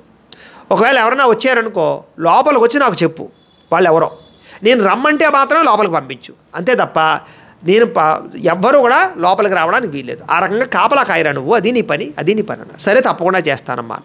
సరే ఓ పని చేయి, నీకు ఒక బెత్తం ఇస్తాను, మంత్రదండం ఇస్తాను, ఆ మంత్రదండం పట్టుకో. ఒకవేళ ఎవరైనా సరే బలవంతంగా లోపల వస్తే ఆ మంత్రదండంతో నువ్వు ఒకసారి కొడితే వాళ్ళు ఎక్కడికో వెళ్ళిపోతారు. అయితే ఈ మంత్రదండం కూడా పుచ్చుకొని ఒక బెత్తం ఒక మంత్రదండాన్ని ఇచ్చింది అమ్మవారు తన శక్తి అంతా ధారపోసి. అలాగే మరి కాలక్షేపం ఏదైనా ఉండాలి కదా తినడానికి, అంచేత కజ్జికాయలు ఉండ్రాళ్ళు ఇవన్నీ కూడా ఇచ్చి పంపించింది. పంపిస్తే ఆ కజ్జికాయలు ఉండ్రాళ్ళు అన్నీ పట్టుకుని గుమ్మం దగ్గర కూర్చుని ఉన్నాడు అలాగా ఆ మంత్రదండం పట్టుకుని. ఈలోపు ఏం జరిగింది, అమ్మవారేమో లోపల అభ్యంగన స్నానం చేస్తూ ఉంది. ఈలోపు శివుడు ముల్లోకాలు తిరిగేసి ఆ ప్రమద గణారుదులతోటి ఏకాదశి రుద్రులతోటి అందరితోటి కలిపి కంగారుగా కైలాసానికి వచ్చేసాడు. కైలాసానికి వచ్చేసరికి అక్కడ వెంటనే ఈ గణపతి చక్కగా కూర్చుని ఉన్నాడు, బాలుడు కూర్చుని ఉంటే సింహద్వారం దగ్గర కూర్చుని ఉంటే ఆ ఈశ్వరుడు లోపలికి వచ్చేస్తున్నట్ట. గడప దాటుతూ ఉంటే ఆగవయ్యా ఆగు, ఎవరు నువ్వు అన్నాడు ఈ బాలుడు. నువ్వెవడవరా అన్నాడు శివుడు. నువ్వెవడం అంటావేమిటయ్యా, నువ్వెవడవో నాకు చెప్పు లోపలికి వెళ్ళు అన్నట్టు. అసలు నువ్వెవడో చెప్పరా అన్నట్టు. నేను పార్వతీ అమ్మవారి యొక్క కొడుకుని అన్నట్టు. ఓహో బాగుంది, చాలా బాగుంది, నేను లేకుండా అమ్మవారికి కొడుకు ఎలా పుట్టాడు, అంచేత భలే మాట్లాడుతున్నావులే నువ్వు, చిన్నపిల్లాడిలా ఉన్నావు, తప్పుకో, ఈ ఇల్లు నాది అన్నట్టు. ఈ ఇల్లు నీదైనా నాకు అనవసరం, ఎవరిదైనా నాకు అనవసరం, లోపలికి వెళ్ళి అమ్మకి చెప్పి వస్తాను, అమ్మ రమ్మంటే లోపలికి రా, లేకపోతే నువ్వు లోపలికి రావడానికి వీల్లేదు, కూర్చో అన్నట్ట. ఓహో చాలా బాగుందిరా, లోపల అమ్మ ఒప్పుకోవడం ఏమిటి, నువ్వు పంపించడం ఏమిటి, నువ్వెవడవి, చిన్నపిల్లాళ్ళలో ఉన్నావు, చాలా ముద్దుగా మాట్లాడుతున్నావు, సరే కానీ పక్కకు తప్పుకో అన్నట్ట. సమస్య లేదు, పక్కకు తప్పుకునే ఇదే లేదు, అలా ఆగవలసిందే, నువ్వు అమ్మ వచ్చేదాకా కూడా నువ్వు బయటికి లోపలికి వెళ్ళడానికి వీల్లేదు అన్నట్ట. సరే చూసాడు ఈశ్వరుడు, ఎంత చెప్పినా వెంటలేదు, కంగారు వచ్చేస్తోంది, కోపం వచ్చేస్తోంది. బాలుని చూస్తేనేమో చాలా ముద్దుగా ఉన్నాడు, కొట్టాలనిపించట్లేదు, తిట్టాలనిపించట్లేదు. చూశాడు, ఇంకా ఓర్పు సహనం తగ్గిపోయింది. సరే ఈలోపు బాలుడు లోపలికి వచ్చి అమ్మా ఎవరో శివుడుట లోపలికి వస్తారంటున్నాడు, ఏం చేయమంటావు, కంగారు పడకు, నేను వచ్చేదాకా లోపలికి పంపించకు అని చెప్పేసి కాస్త పాలు ఇచ్చి పంపించింది. పాలు తాగేసి మళ్ళీ బయటకు వచ్చి కూర్చున్నాడు. ఎప్పుడైతే అమ్మవారు చెప్పిందో ఇంకా బలంగా నించున్నాడు. సరే లోపలికి వెళ్ళడానికి వీలేదు, అమ్మ స్నానం చేస్తోంది అన్నాడు. సరే ఇంక వింటున్నాడు, చూస్తున్నాడు శివుడు, ఇంకా కోపం వచ్చేస్తోంది. సరే ఇంక తట్టుకోలేక ఏం చేశాడంటే, ఒరే వీడు జబ్బ పట్టుకుని పక్కకి లాగేయండిరా అని చెప్పేసి పక్కనుండే ఏకాదశి రుద్రులకి వాళ్ళందరికీ అప్పచెప్పేట. వాళ్ళు ఏం చేశారంటే ఆ యొక్క బాలుణ్ణి జబ్బ పట్టుకుని బయటికి లాగడానికి ప్రయత్నం చేస్తే ఎంత ప్రయత్నం చేసినా సరే పిల్లాడు చిన్నగానే ఉన్నాడు కానీ ఎంత బలవంతులు లాగలేకపోతున్నారు. సరే బాగా లాగుతున్నారు, బలవంతంగా లాగుతున్నారు, ఎంత ప్రయత్నం చేసినా సరే బాలుడు తప్పుకోవట్లేదు. సరే ఏం చేశారంటే ఈ బాలుడు కోపం వచ్చి ఆ యొక్క మంత్రదండం ఉంది కదా, అమ్మవారు ఇచ్చినటువంటి మంత్రదండం, దాంతో ఒక్కడు కొట్టేసరికి ఒక్కొక్కళ్ళు కైలాసం దాడి ఎక్కడికో వెళ్ళిపడిపోతున్నారట. ఇలాగా ఏకాదశి రుద్దులైపోయారు, అలాగే ప్రమద గణాదులైపోయారు. మొత్తం అందరూ కూడా కొన్ని వేల మంది ఈ యొక్క శివుడి యొక్క మృత్యువులు అందరూ వచ్చి యుద్ధం చేశారు. కానీ ఎవరైనా సరే ఆ బాలుణ్ణి నగ్గలేకపోతున్నారు. అందరూ కూడా ఆ మంత్రదండంతో కొడుతుంటే ఒకళ్ళేమో బ్రహ్మలోకానికి వెళ్ళిపడుతున్నారు, ఒకళ్ళు విష్ణులోకానికి వెళ్ళిపడుతున్నారు, ఒకళ్ళు గోలోకానికి వెళ్ళిపడుతున్నారు, ఒకళ్ళేమో స్వర్గలోకానికి వెళ్ళిపడుతున్నారు. పడి అక్కడ చెప్తున్నారు అనమాట. విష్ణులోకానికి వెళ్ళే వాళ్ళేమో అక్కడ చెప్తున్నారు విష్ణుమూర్తితో, బ్రహ్మలోకానికి వెళ్ళే వాళ్ళు బ్రహ్మలోకంలో బ్రహ్మకు చెప్తున్నారు. ఎవడో తెలియదు, చిన్న పిల్లాడున్నాడు, కైలాసానికి వచ్చాడు, వాడు సామాన్యుడు కాదు, శివుడిని అంతటి వాడిని నిలబెట్టేశాడు, శివుడు కూడా ఏం చేయలేకపోతున్నాడు, మమ్మల్ని అందరినీ ఏదో మంత్రదానం ఇచ్చి కొడుతున్నాడు, అది కొడుతుంటే మేము అందరం ఈ లోకాలకు వచ్చి పడ్డాం, శివుడికే ఆపద వచ్చిందండి, ఇంక మనమెంత అంచేత అర్జెంటుగా వెళ్ళి కైలాసానికి వెళ్ళి ఆపదేతో చూడాలి అని చెప్పారట. సరే ఈ విషయం తెలిసినటువంటి బ్రహ్మగారు, విష్ణుమూర్తి, ఇంద్రుడు, రకరకాల దేవతలు అందరూ కూడా కైలాసానికి వచ్చేశారు. కైలాసానికి వచ్చేస్తే ఏముంది, ఇక్కడ బాలుడు అస్సలు తప్పుకోవటం లేదు, అలాగే ఉన్నాడు మొండి పట్టుదల పట్టుకుని, ఎవరూ నగ్గలేకపోతున్నారు.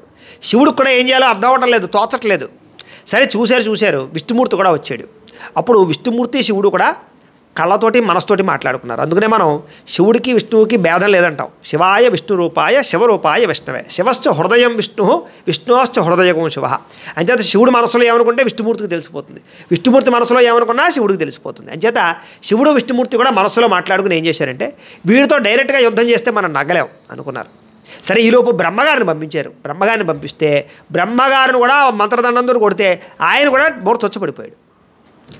మళ్ళీ లేచి అయ్యి బాబోయ్, నేనేదో మామూలుగా సంగీతం పాడుకోమంటే పాడుకుంటాను, లేకపోతే ఏదో మంత్రాలు చదవమంటే చదువుతాను, కానీ నేను ఎప్పుడు ఇలాంటి యుద్ధాలు చేయలేదు, నేను పెద్దవాడిని, ముసలివాడిని, నా వల్ల కాదురా అని చెప్పేసి పక్కకి వెళ్ళిపోయాడు. సరే ఇంకేం చేయాలి, ఇంకిద్దరే మిగిలారు, విష్ణుమూర్తి శివుడే మిగిలారు. సరే వీళ్ళు అనుకున్నారు, మనసులో మాట్లాడుకున్నారు, ఎలాగైనా సరే వీడిని నగ్గాలి, వీడిని డైరెక్ట్గా నగ్గలేమనుకుని ద్వంద్వ యుద్ధం చేద్దాము అనుకున్నారు. ద్వంద్వ యుద్ధం అంటే ఏంటి కనుక, ముందు ఒకళ్ళు యుద్ధం చేస్తుంటే వెనకాల నుంచి ఇంకొకరు సంహరించడం అనమాట. అనుకుని ఏం చేశారంటే ముందేమో విష్ణుమూర్తి వారు యుద్ధం చేస్తూ ఉంటే వెనకాల నుంచి శివుడు తన త్రిశూలాన్ని తీసి ఖండించేశాడు, తల ఖండించేశాడు. ఎప్పుడైతే ఆ త్రిశూలంతో తల ఖండించాడో ఆ శివుడు యొక్క త్రిశూలానికి ఉండే శక్తి వల్ల ఆ తల తెగిపోయి ఆ తల ఎక్కడికో ముల్లోకాలు దాటి ఎక్కడికో వెళ్ళిపోయింది. ఇంకెక్కడికి వెళ్ళిపోయిందో ఇంకా కనపడకుండా పోయిందనమాట. అది ఎవరైనా వెతికి తీసుకొద్దామన్నా కూడా కనపడనంత దూరం వెళ్ళిపడిపోయింది ఆ తల. ఎప్పుడైతే ఆ యొక్క ఖండించేశాడో ఆ తల పోయిందో మొండె ఒకటి రక్తం కారుతూ పడిపోయింది. అలాగా ఎప్పుడైతే రంగ పడిపోయిందో ఈ విషయం చెలికెత్తలు చూసి ఆ విషయాన్ని లోపలికి వెళ్ళి అమ్మవారికి చెప్పారు. పార్వతి అమ్మవారికి చెప్తే ఆ సమయంలో స్నానం అంతా పూర్తయింది, అమ్మవారు అలంకారం చేసుకుంటోంది, బొట్టు పెట్టుకోవడం దాకా వచ్చింది. ఎప్పుడైతే ఈ విషయాన్ని తెలుసుకుందో వెంటనే అమ్మవారికి విపరీతమైనటువంటి కోపం వచ్చేసింది. ఆ పెట్టుకునేటటువంటి బొట్టు కూడా ఇలా పెద్ద బొట్టు పెట్టేసుకుంది, తల విరబూసేసుకుంది, ఇంకా ఉగ్ర కాళీ రూపాన్ని ఎత్తేసింది. విపరీతమైన కోపం వచ్చేసి తన బాలుని చంపేశాడు అనే వార్త విని, అందులోనూ కూడా ధర్మంగా నగ్గలేక అధర్మంగా యుద్ధం చేశారన్న మాట ఎప్పుడైతే విందో వెంటనే శివుడి మీద కూడా కోపం వచ్చి నడుచుకుంటూ స్పీడ్గా బయటకు వచ్చేసింది. బయటకు వచ్చేసరికి అమ్మవారు ఎలా ఉందంటే అప్పటిదాకా తెల్లగా అందంగా అద్భుతంగా ఉండే అమ్మవారు నల్లగా మారిపోయింది. కళ్ళు రక్తపు కళ్ళు, అలాగే తల విరబూసుకుని భయంకరమైనటువంటి మొహంతో మహాకాళి అవతారాన్ని ఎత్తేసింది. ఎత్తేసి మొత్తం దేవతలందరినీ కూడా సంహరించేస్తాను అందిట. అంటే అప్పుడు దేవతలందరూ భయపడిపోయి, శివుడు, విష్ణుమూర్తి అంతర్వాడు, బ్రహ్మదేవుడు అందరూ భయపడిపోయి అమ్మవారికి విపరీతంగా ప్రార్థన చేశారట. ఎప్పుడైతే శాంతి రూపంలో ప్రార్థన చేశారో అమ్మవారు శాంతించి, సరే వెంటనే మళ్ళీ నా బాలుని మీరు బతికించి తీరండి, బతికించకపోతే ముల్లోకాల్ని కూడా నాశనం చేసేస్తాను అందుట. సరే అప్పుడు ఏం చేశారంటే బాలుని ఎలాగైనా సరే బతికిద్దామని చెప్పేసి దేవతలందరూ కూడా కూర్చుని ఓ నిర్ణయానికి వచ్చారు. అప్పుడు ఈశ్వరుడు ఏం చేశాడంటే కనుక కొంతమంది భృత్యువులు పిలిచి ఒరే నాయనా మీరు భూలోకానికి వెళ్ళండి, భూలోకంలో ఉత్తరముఖంగా ఎవరైతే తలపెట్టి పడుకుంటారో వాళ్ళ యొక్క శిరస్సు ఖండించి తీసుకొచ్చండి అని చెప్పేసి ఆజ్ఞాపన చేశాడు. సరే ఈ యొక్క భృత్యువులందరూ కూడా భూలోకానికి వచ్చి వెతుకుతున్నారట ఎవరైతే ఉత్తరముఖంగా తలపెట్టి పడుకుంటారా అని. కానీ ఎవ్వరూ కనపడలేదు. ఆఖరికి ఒక మదపు టేనుగు శుభ్రంగా తినేసి బద్ధకంగా ఉత్తరం వైపు మొహం పెట్టుకు పడుకుందిట. సరే ఇంకా అదొక్కడే కనపడింది కాబట్టి దాని తల ఖండించి పట్టుకొచ్చి ఆ శివుడికి ఇచ్చారు. అప్పుడు ఆ యొక్క శిరస్సుని ఆ యొక్క ఏనుగు ముఖాన్ని ఆ యొక్క బాలుడికి తగిలించారు. ఎప్పుడైతే ఆ యొక్క బాలుడికి ఆ యొక్క ఏనుగు ముఖం తగిలించారో వెంటనే ఆ బాలుడికి అంత బరువైన మొహం తగిలించడం వల్ల మరగుజ్జు రూపం వచ్చేసింది, ఏనుగు ఆకారం వచ్చేసింది అనమాట. ఆ రకంగా మన పూర్వం గజాసుడు వరం కోరుకున్నాడు కదా, ఎప్పుడు నీ కళ్ళ ఎదురుకుండా ఉండాలి, నా చర్మం నువ్వు కట్టుకోవాలని చేత ఆ యొక్క ఏనుగు యొక్క చర్మం ఈశ్వరుడు కట్టుకుని ఆ ఏనుగు యొక్క తలని ఎప్పుడు తాను ఎదురుగుండా ఉండేలాగా ఆ యొక్క గణపతికి తగిలించాడు అనమాట. అది కారణం. ఆ రకంగా ఏనుగు ముఖం రావడానికి కారణం అది వినాయకుడికి. ఎప్పుడైతే ఈ రకంగా వచ్చిందో వెంటనే అమ్మవారు ఏమడిగిందంటే కనుక నా గణపతికి ఈ యొక్క బాలుడికి ఏదైనా పేరు పెట్టండి అన్నారట. అప్పుడు వాళ్ళందరూ కూడా గణపతి అని పేరు పెట్టారు, వినాయకుడు అని పేరు పెట్టారు. పెట్టిన తర్వాత మొత్తం దేవతలందరికీ ఏదైతే శక్తి ఉందో ఆ శక్తి అంతా కూడా నా బాలుడికి దారబోయండి అందుట అమ్మవారు. అప్పుడు దేవతలందరూ కూడా ఏ దేవతకి ఏ శక్తి ఉందో ఆ శక్తులన్నీ కూడా గణపతికి ధారపోసారట. దారపోసిన తర్వాత ఇంకొక విషయం కూడా చెప్పింది అమ్మవారు. ఇక నుంచి చెప్తున్నాను వినండి, మీరు దేవతలందరూ కన్నా గొప్పవాడు నా వినాయకుడు అంచేత ఎవరికి పూజ చేసినా సరే మొట్టమొదటి వినాయకుడికి పూజ చేయాలి, చేసిన తర్వాత మాత్రమే మీకు పూజ చేయాలి. ఆఖరికి శివుడితో సహా నాతో సహా ఎవరి పూజ అయినా సరే ముందర ఈ వినాయకుడికి పూజ చేసిన తర్వాత మాత్రమే మీ అందరికీ నాతో సహా పూజ చేయాలి, లేకపోతే ఆ ఫలితం రాకుండా ఉండుగాక అలాంటి అనుగ్రహాన్ని నేను ఇక బాలుడికి ఇస్తున్నాను అని చెప్పేసి అమ్మవారు వరాన్ని ఇచ్చింది. ఈ రకంగా దేవతలు, అమ్మవారు, శివుడు అందరూ కూడా ఆ గణపతికి వరాన్ని ఇచ్చి అద్భుతమైనటువంటి తేజస్సుతోటి ఆ గణపతి వెలిగిపోతూ ఉన్నట్ట. సరే ఈ రకంగా జరుగుతూ ఉండేటటువంటి సమయంలో వినాయకుడికి గణాధిపత్యం ఎలా వచ్చింది అని అడుగుతున్నారు వీళ్ళందరూ కూడా. సరే చెప్తానయ్యా వినండి. ఒకానొక సమయంలో ఇలా నడుస్తూ ఉండగా కొంతకాలానికి సుబ్రహ్మణ్యేశ్వర స్వామి వారు పుట్టారు, శివుడికి పార్వతికి కూడా. పుట్టిన తర్వాత సుబ్రహ్మణ్యేశ్వర స్వామి వారు కూడా పెరిగారు, పెద్దవారు అయ్యారు. కొంతకాలానికి సుబ్రహ్మణ్యేశ్వర స్వామి వారికి అంటే కుమారస్వామి వారికి గణాధిపత్యం పొందాలి అని కోరిక పుట్టింది. అయితే లెక్క ప్రకారంగా అయితే కనుక, ధర్మం ప్రకారంగా అయితే కనుక గణపతి పెద్దవాడు, కుమారస్వామి చిన్నవాడు. కాబట్టి గణాధిపత్యం ముందు గణపతికే రావాలి. గణాధిపత్యం అంటే ఏంటంటే కనుక దేవతలకి, గణాలకి అందరికీ కూడా అధిపతి అవ్వాలన్నమాట. అంచేత ఆ అధికారం గణపతికే ఉంది. అంచేత మిగతా వాళ్ళందరూ కూడా దేవతలు, ఋషులు, లేకపోతే ఈ ప్రబధ గణాలు అందరూ కూడా గణపతే మాకు గణాధిపత్యం అవ్వాలి అని కోరుకుంటున్నారు. కానీ కుమారస్వామి వారు మాత్రం నేను గణాధిపత్యం పొందాలి అని కోరికతో ఉన్నాడు. సరే ఒకానొక సమయంలో ప్రకటన చేశారు, గణాధిపత్యం పొందాలి అంటే గణపతికి గణాధిపత్యం ఇద్దాము అనుకున్నారు. అనుకుంటే కుమారస్వామి వారు వెళ్ళి నాకు గణాధిపత్యం కావాలి అని శివుణ్ణి, పార్వతిని అడిగాడు. అడిగితే అప్పుడు శివపార్వతులు ఇద్దరు కూడా నైనా నీకన్నా పెద్దవాడు అన్నయ్య, అంచేత అన్నయ్యకే గణాధిపత్యం ఇవ్వాలి కదా అన్నట్ట. అప్పుడు కుమారస్వామి వారు ఏమంటున్నారంటే అమ్మా నాకన్నా పెద్దవాడే కానీ ఆయన ఎవరికైనా ఏదైనా ఆపద వస్తే పరిగెట్టుకుంటూ వెళ్ళగలడా, ఆయన ఉపకాయస్తుడు, మరగుజ్జు రూపం, అంచేత ఏ పని చేయలేడు, అంచేత ఎక్కడికి వెళ్ళలేడు. అంచేత నాకు గణాధిపత్యం ఇస్తే ఎవరికైనా ఆపద వస్తే నేను వెంటనే వెళ్ళి రక్షిస్తాను, కాబట్టి నాకు గణాధిపత్యం ఇవ్వండి అని కుమారస్వామి వారు అన్నట్ట. ఓహో గణపతి యొక్క శక్తి వీడికి తెలియట్లేదు అనుకుని ఒక పరీక్ష పెడదాము, బుద్ధి వచ్చేలా చేద్దాం, గుణపాఠం చెప్దామని శివపార్వతులిద్దరు కూడా నాయనా సరే తప్పకుండానయ్యా నువ్వు చెప్పింది కరెక్టే, నాకు అర్థమైంది. అయితే మామూలుగా నీ గణాధిపత్యం ఇస్తే మంచిగా ఉండదు, ఫీల్ అవుతాడు గణపతి. అంచేత మీ ఇద్దరికి ఓ పందెం పెడతాను, ఆ పందెంలో ఎవరైతే నగ్గుతారో వాళ్ళకి గణాధిపత్యం ఇస్తాను, మీకు సరేనా అన్నట్టు. తప్పకుండా ఏమిటా పందెం అన్నట్టు కుమారస్వామి వారు. ఏమీ లేదు, మీ ఇద్దరూ కూడా ముల్లోకాలు తిరిగి ముల్లోకాల్లో ఉండే నదుల్లో స్నానం చేసి మొట్టమొదటి ఎవరైతే ఈ యొక్క కైలాసానికి వస్తారో వాళ్ళకి గణాధిపత్యం ఇస్తారు అన్నట్టు. వెంటనే కుమారస్వామి వారికి నవ్వు వచ్చింది, ఆశ్చర్యం వేసింది. ఏమిటంటే భలే ఉంది పందెం, ఇదేదో నా కోసం పెట్టిన పందెంలా ఉంది, నా అన్నయ్యకేమో ఎలక వాహనం, ఎలక మీద ఇదంతా తిరిగి రావాలంటే ఎన్ని సంవత్సరాలు పడుతుంది, నాకేమో నెమలి వాహనం, హాయిగా ఎగురుకుంటూ గాల్లో క్షణాల్లో నేను తిరిగి వచ్చేయగలను అని చెప్పి పందెంలో ఆల్రెడీ నేను నగ్గేసినట్టే అనుకున్నాడు. అనుకుని సరే బాగుంది, తప్పకుండా నాకు ఈ పందెం ఓకే అన్నట్టు. సరే దేవతలందరినీ పిలిచారు. చక్కగా గణపతిని కుమారస్వామిని ఎదురుగుండా పెట్టుకుని ఎవరైతే ముల్లోకాలు తిరిగి మొట్టమొదటి వస్తారో వాళ్ళకి గణాధిపత్యం ఇస్తారని ప్రకటన చేశారు. సరే వెంటనే వినాయకుడేమో అక్కడ నించుని ఉన్నాడు. కుమారస్వామి వారు ఆ నెమలి వాహనం ఎక్కి వెంటనే వెళ్ళిపోయాడు. సరే చూస్తున్నారు దేవతలందరూ కూడా గణపతి ఏం చేస్తాడు అని. గణపతి మాత్రం ప్రశాంతంగా ఉన్నాడు, ఏం టెన్షన్ పట్టలేదు. ఏం చేశాడంటే చక్కగా శివుడు పార్వతి ఉంటే శివుడు పార్వతి చుట్టూ 3 ప్రదక్షిణాలు చేసేట. ఈ ప్రదక్షిణాలు చేసే సమయంలో కుమారస్వామి వారికి ఆల్రెడీ వెళుతుంటే ఏ నదిలో స్నానం చేస్తున్నా ముందు అన్నయ్య స్నానం చేసి వెళ్ళిపోయినట్టు కనపడుతోంది.